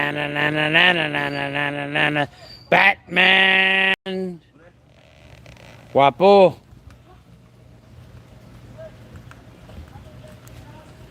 So you're going to give up eating good food, man. Let me tell you something. You're never going to see a piece of salami again in Bohol. I'm here 8 years. There is no such thing as liverwurst. It doesn't exist. It's not in the store. You can't buy it in a package. They don't have an American product of liverwurst. You're never going to see Genoa salami with the pepperoncini, the peppercorns in it. You're never going to see sausages with the dill and crushed peppercorns. You're never going to see American cheese, except in little packages, vacuum wrap packages. There's a product called salami. You're going to take it out of the package. You're going to eat it and say, this it looks like salami, but it doesn't taste like salami. It might have been vacuum wrapped 2 years ago. There was an Italian delicatessen that opened up in Bohol about 5 years ago in the ICM Mall. I went there, it was open. I went back one day and I looked at prices. They scared me. It was $28 for a pound of provolone, $35 for a pound of Parmesan cheese, not even locatelli, $35 for a pound. That's just out of my, not out of my price. Could I afford it? Yeah, but would I spend that much money for a pound of cheese? No, I probably wouldn't do that. I didn't do that. And by the time I went back another day, like, a month later, because I only go shopping about every 5 or 6 weeks, the store was closed. Because it was, no one can afford $35 a pound for Italian gratin cheese. No one can afford $25 for a pound of provolone. Even yellow American cheese was like $15 a pound. But they had the imported stuff, but not locatelli. So it was $35 a pound for provolone, for Parmesan, but not locatelli. That's too much money. Thanks, Dennis.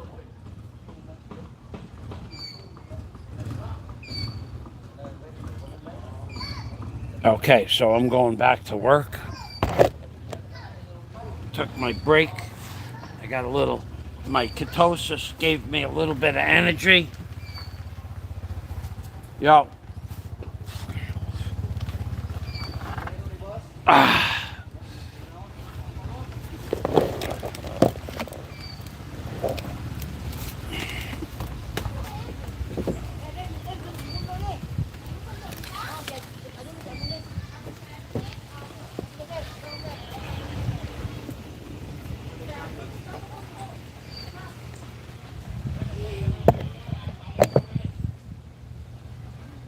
I don't know how much longer I got on this camera. I'll tell you right now. 27 minutes. I should be able to finish everything up in 27 minutes. I'm done up here anyway. I only have 10 more minutes on the other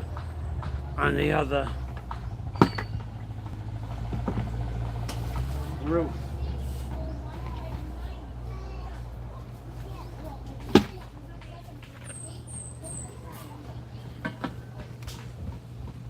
Scotty! Hello, Scotty! Mayan hapon! Say hello! Friend. Guapo! Scotty! Palihog! Hello! Up here, Saka! Saka! Hello! My little friend, we're gonna get the drone for you! The drone? Yeah? Oh! Guapo! Guapo!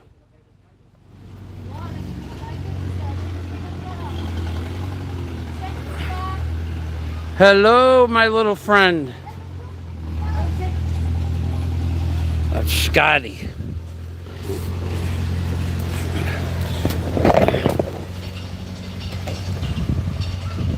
Okay.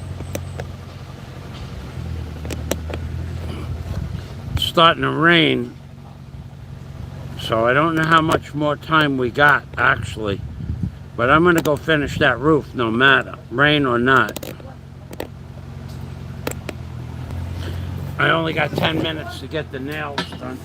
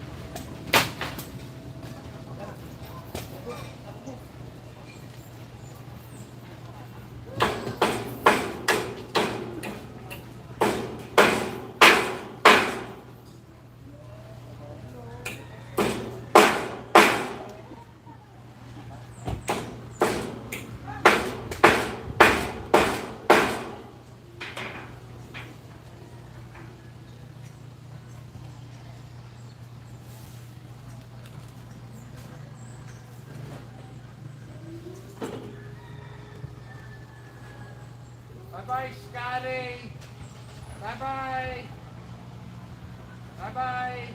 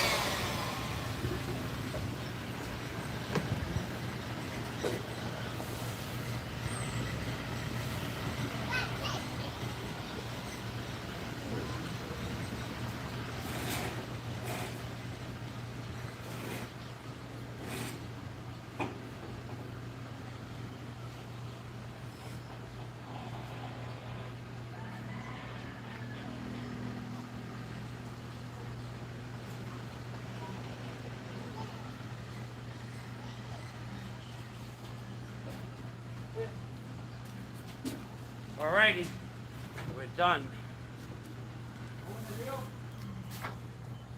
100%.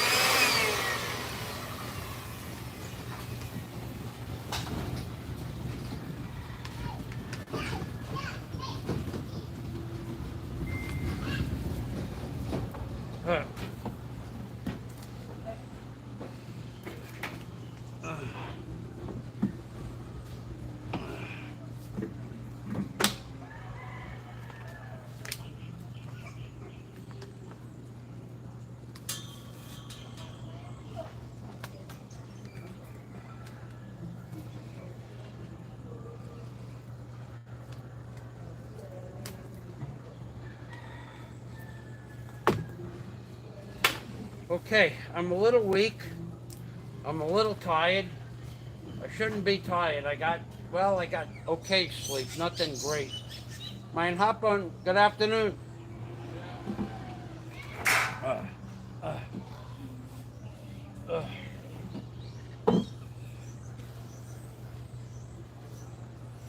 Yeah, last night I got a good night's sleep, pretty much. When I wanted to go to sleep last night, I couldn't because when you're not eating, your body needs less sleep. I think that's the only reason I could think of. It's the only logical solution I could come to. So, but tonight I have a feeling I'm going to sleep well tonight. Well,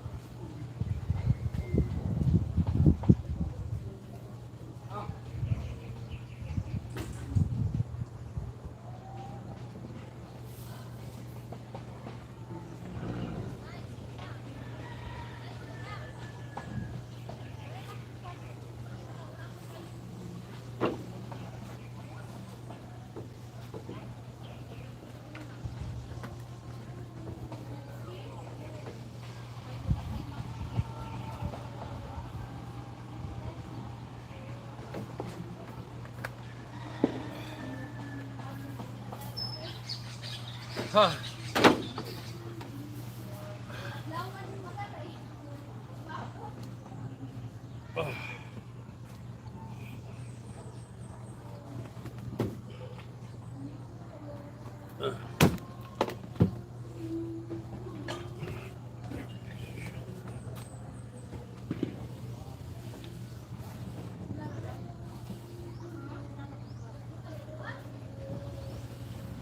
Alrighty, we're going downstairs.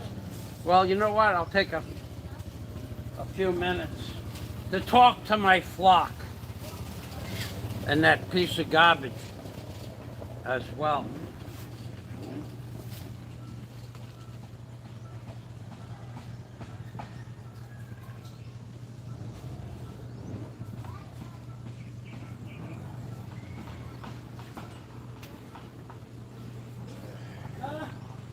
You know what? I never did need the chainsaw. I have it wrapped up. I couldn't lower it down.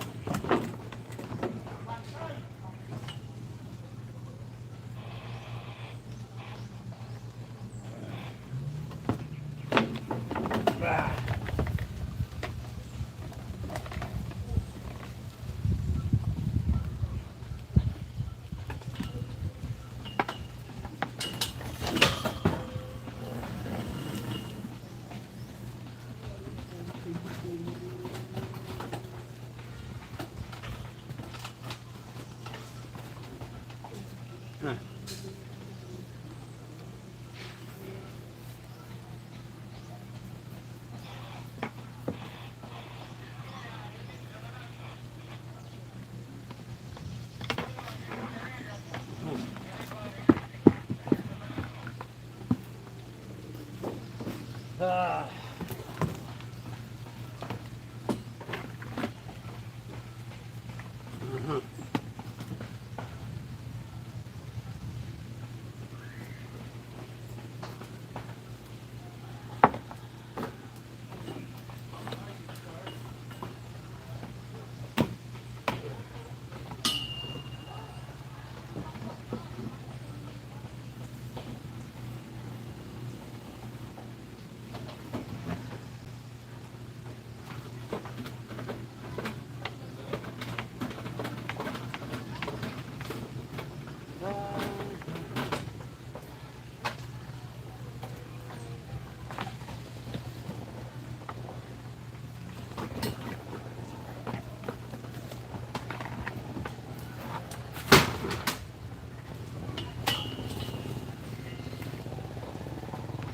Alrighty, let's sit here and watch the tide go out. Yeah, how's my flock doing? My flock, Don C. Others. You must have been a really lonely child. Okay, so Today, let's see what the tide is doing here. I'm not used to seeing that still. It's already 7 or 8 months where they opened up the road. I bet you 1,000 tanks a day go down to that beach. There's one truck, it's a green truck. It comes at 5:35 to 6:15 in the morning. That truck has it has 20 tanks times 4, 80, four high, 20 tanks wide.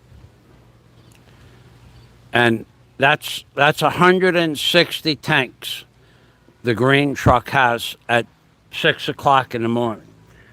And then there's a dozen smaller vehicles, small trucks, like, those, they're not quite a truck. It's like a van with the back cut off. They have 60 to 70 tanks. There's a dozen of those, at least, maybe 2 dozen. And then there's 20 chariots with 40 tanks in each chariot.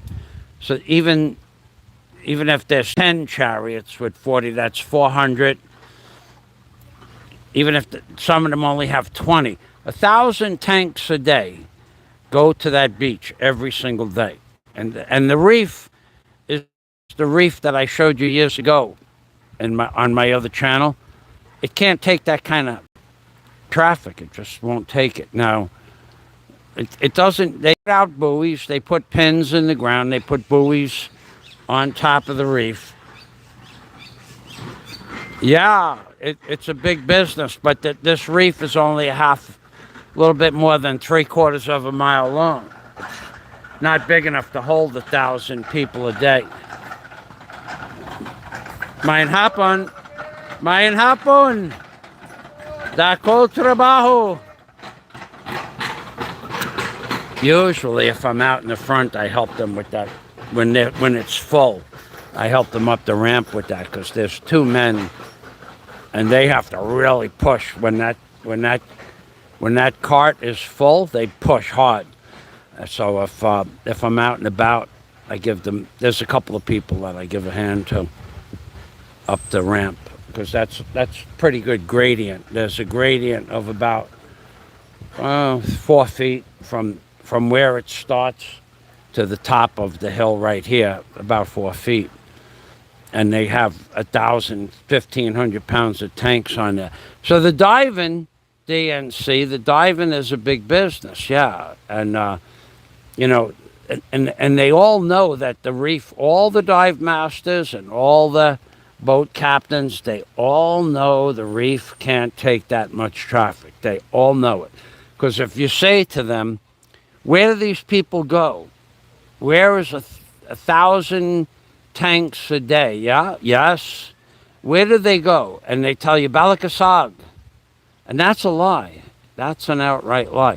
Balikasag has a limit, and there's a Marine Patrol or Coast Guard officer out there, or somebody that keeps track. Balikasag has a limit of 200 divers a day. I don't know how many snorkelers. So Balikasag can take 200 tanks, and there's a boat that goes to Balikasag. However, 1,000 people a day are not going now, and there aren't any other dive sites. All right, so my battery is running low. DNC, thanks for stopping by. And there's no way. The same thing that happened to the reef. Alona Beach had a beautiful Alona Beach.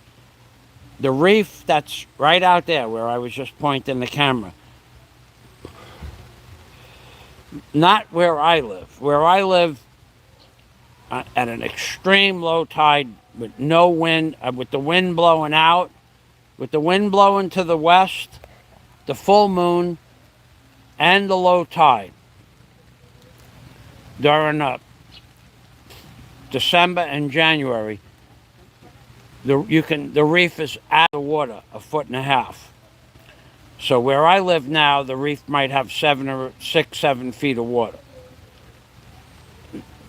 And then towards the far side of the reef, the outside, that part of the reef is in, even when the reef is exposed, the reef goes on an angle like that. So there's still 7 to 10 feet of water on top of the flat part of the reef. So it's a plateau or flat reef. But then there's a wall. The wall dive goes down 60 feet. So if they're diving the wall, they're not going to do that much damage. But if they're diving the flat part, which is what everybody dives because it has all the fan coral and the elk coral and the brain coral, it won't last 5 years with all these divers. And the reef in Alona Beach, when I got to Alona Beach in 2014, the reef was elk coral with 5-foot horns off the reef. It was in a little bit more water. It was in, at dead low tide, the reef still had 7-8 feet of water on top of it. So now at the other end of the reef by the Bellevue, that's how deep the water is at low tide, 7 to 8 feet, and then down to 23 feet. But it just can't take all these divers. So now the Alona Beach Reef, you go to Alona Beach, you get a tank, you go to the dive center, you tell them you want to dive the reef in front of Alona Beach, it's dead. The reef is dead. There's nothing, there's no coral, there's no life, nothing. And half of that's from the divers, and half of that is from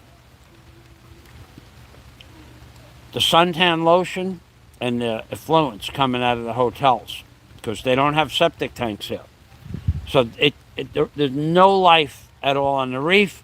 And on the wall in front of Alona Beach, there is a wall, about 22 to 26 foot wall. That's it, no more than that. There's no life on the wall. I saw one frogfish, and in 40 feet of water, I saw a couple of hundred tube worms. They just stick out of the sand and go like this.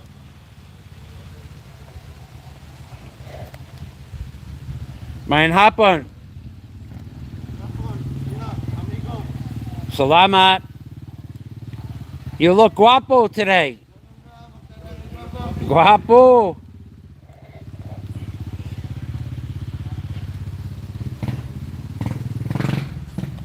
So in 5 years, you mark my words, anybody that comes to the reef behind the Bellevue or Talisai Tree or Talisai Beach, there won't be anything to see, nothing.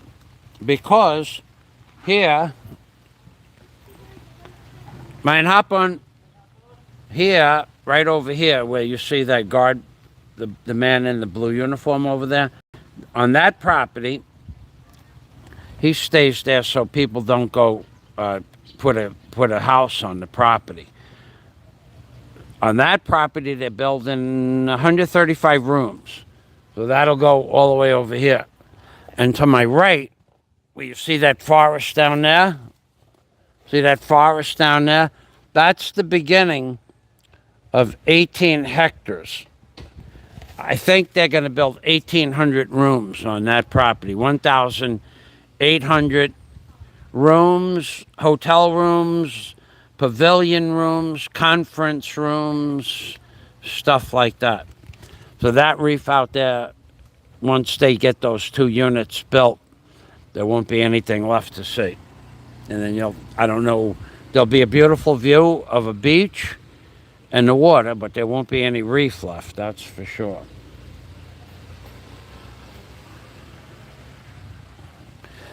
Is diving a big business? It is now. It wasn't when I got here. When I got here, there might have been, on Alona Beach, there was the guy who goes out with the guys from Thailand. I forget what they call them. The modified men. There's a guy he has a big dive shop. I call it the modified man dive shop. There was that guy. To the right of the path going down to Alona Beach, there was one dive center immediately at the bottom of the path. And then 100 feet away, there was another smaller dive center. And to the left, there were 2 dive centers. So there were 4 on that beach. There were more dive centers in the area, but 4 on the beach. Now there's about 12. And then on this street, there were no dive centers, and now there's 4 on this block where I live. And I don't know, there might be 100 on the last mile of this peninsula, where at one time there might have been 15 or 18. Now there's 100. So yeah, there's a lot of dive centers. They're gonna kill the reef. That's what they're gonna do. All right, so I'm gonna say goodbye.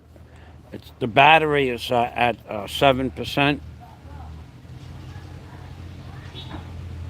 12%. It's gonna go dark in a minute anyway. So thanks for watching. And we did get the roof clean, both roofs. I got a bag of leaves. Maybe I'll work on DNC. Thanks for stopping by, DNC. 420. That's the green truck right there. That's the green truck right there. That green truck will pick up 160 tanks. That's the one that comes at 5 o'clock in the morning, 5:30, 6 o'clock in the morning. He's the first to arrive. Then they got a new thing. They got boats out here that could take you on like those pontoons. They tow an air inflated pontoon behind the boat. They got one of those on this side of the beach and one behind the Bellevue, I believe. And then there was a parasail boat, but no more. I don't know what happened to that. That was years ago, before the lockdown. I don't know that they'll ever bring that back. It was very expensive, even for the people that stayed at Alona Beach. I think it was like $75 for half an hour. They have some serious prices here. For jet ski rental on Alona Beach, I think it's $65 for a half an hour, and you can only go in a circle. That's all you can do. You can't go anywhere. It's a big circle, about 500 feet across, but you can only go. So $65 an hour to ride a jet ski in a circle. And if you want to rent a boat with a motor on it, it's $200 for 4 hours. And that comes with a captain, like a 23-foot boat. Comes with a captain for 4 hours. It's $220 or $200. I'm not sure. If you want to rent a boat for the day, it's $375. And you could put as many people as you want on the boat. You could put like 6 people on the boat for half a day and 10 people on the boat. For the bigger boat, for the day boat, you could put 10 people on for $375. But that's quite expensive for a Filipino. Even people that have money, that's a lot of money, $375 for one day.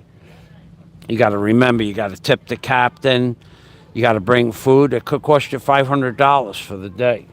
And it's still Filipinos. No matter, even if they have a good business, they don't make a lot of money. They could make a lot of money, but, they're on vacation. They're looking for a deal, too. So the parasail boat never did come back for that reason. It's just too expensive. All right, then. Thanks for watching, DNC. Thanks, Dennis. Thanks, Mike Dowdy. Thanks, whoever else there was out there. Couple of other people. Let's see. Brokeback Mountain, that was a great suggestion. Bill Katz, I'll check on that stomach thing.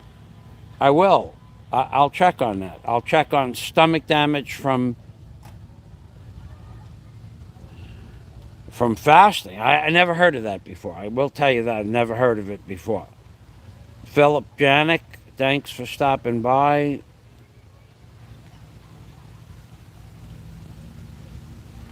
Johnny Adriel, I haven't seen you in a long time. Thank you for stopping by as well.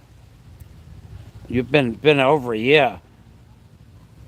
David Gonzalez, careful with the snakes. There is probably snakes up here. Don't kid yourself. You didn't see any. I didn't see any. Jim Alver, thanks for stopping by. Ala de Winter, thanks for stopping by. There are snakes probably up here. There's no doubt about that. Because underneath the plywood and underneath, I have a deck on top of the roof of the house. Underneath the deck, there's no doubt in my mind there's snakes under there. But I didn't see any today, but you wouldn't see a snake. They're not aggressive at all. So thanks for watching Umping Permy. Jim Alver says, take care. Oh, that was from before.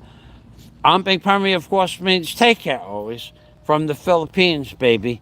That's right. And for those of you who say, I live in a house, I don't live in a shack. Well, let me tell you something. I live with a view of the ocean, not a view of a pile of weeds on the other side of a fence because I'm a paranoid individual. No.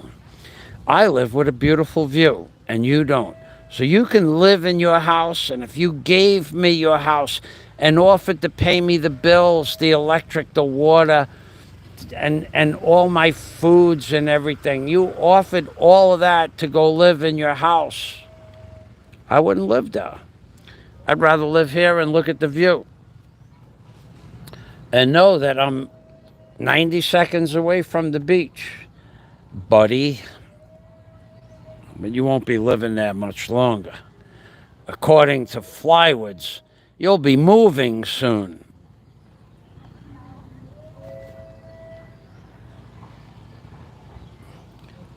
Umping Permy from the Philippines, baby. And of course, Umping Permy means take care always. Flywoods, I think he's got an inside track to something too. I would pay careful. I would pay serious attention to what Flywoods has to say. He's been keeping up on that stuff. He's been keeping up on that stuff. I think he's telling the truth. Look, there's Dominic. Dominic! For the fiesta or for your casa? Casa? Okay.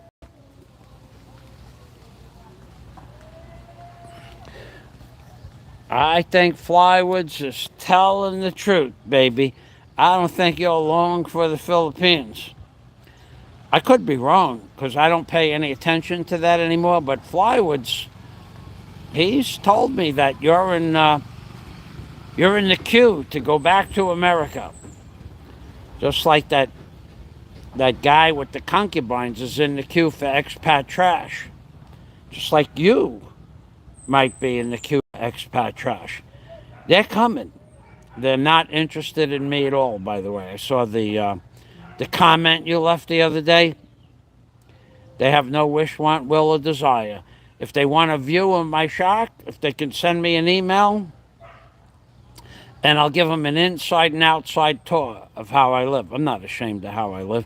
I'd be ashamed if I was you, but I'm not ashamed of how I live. And of course, we all know that.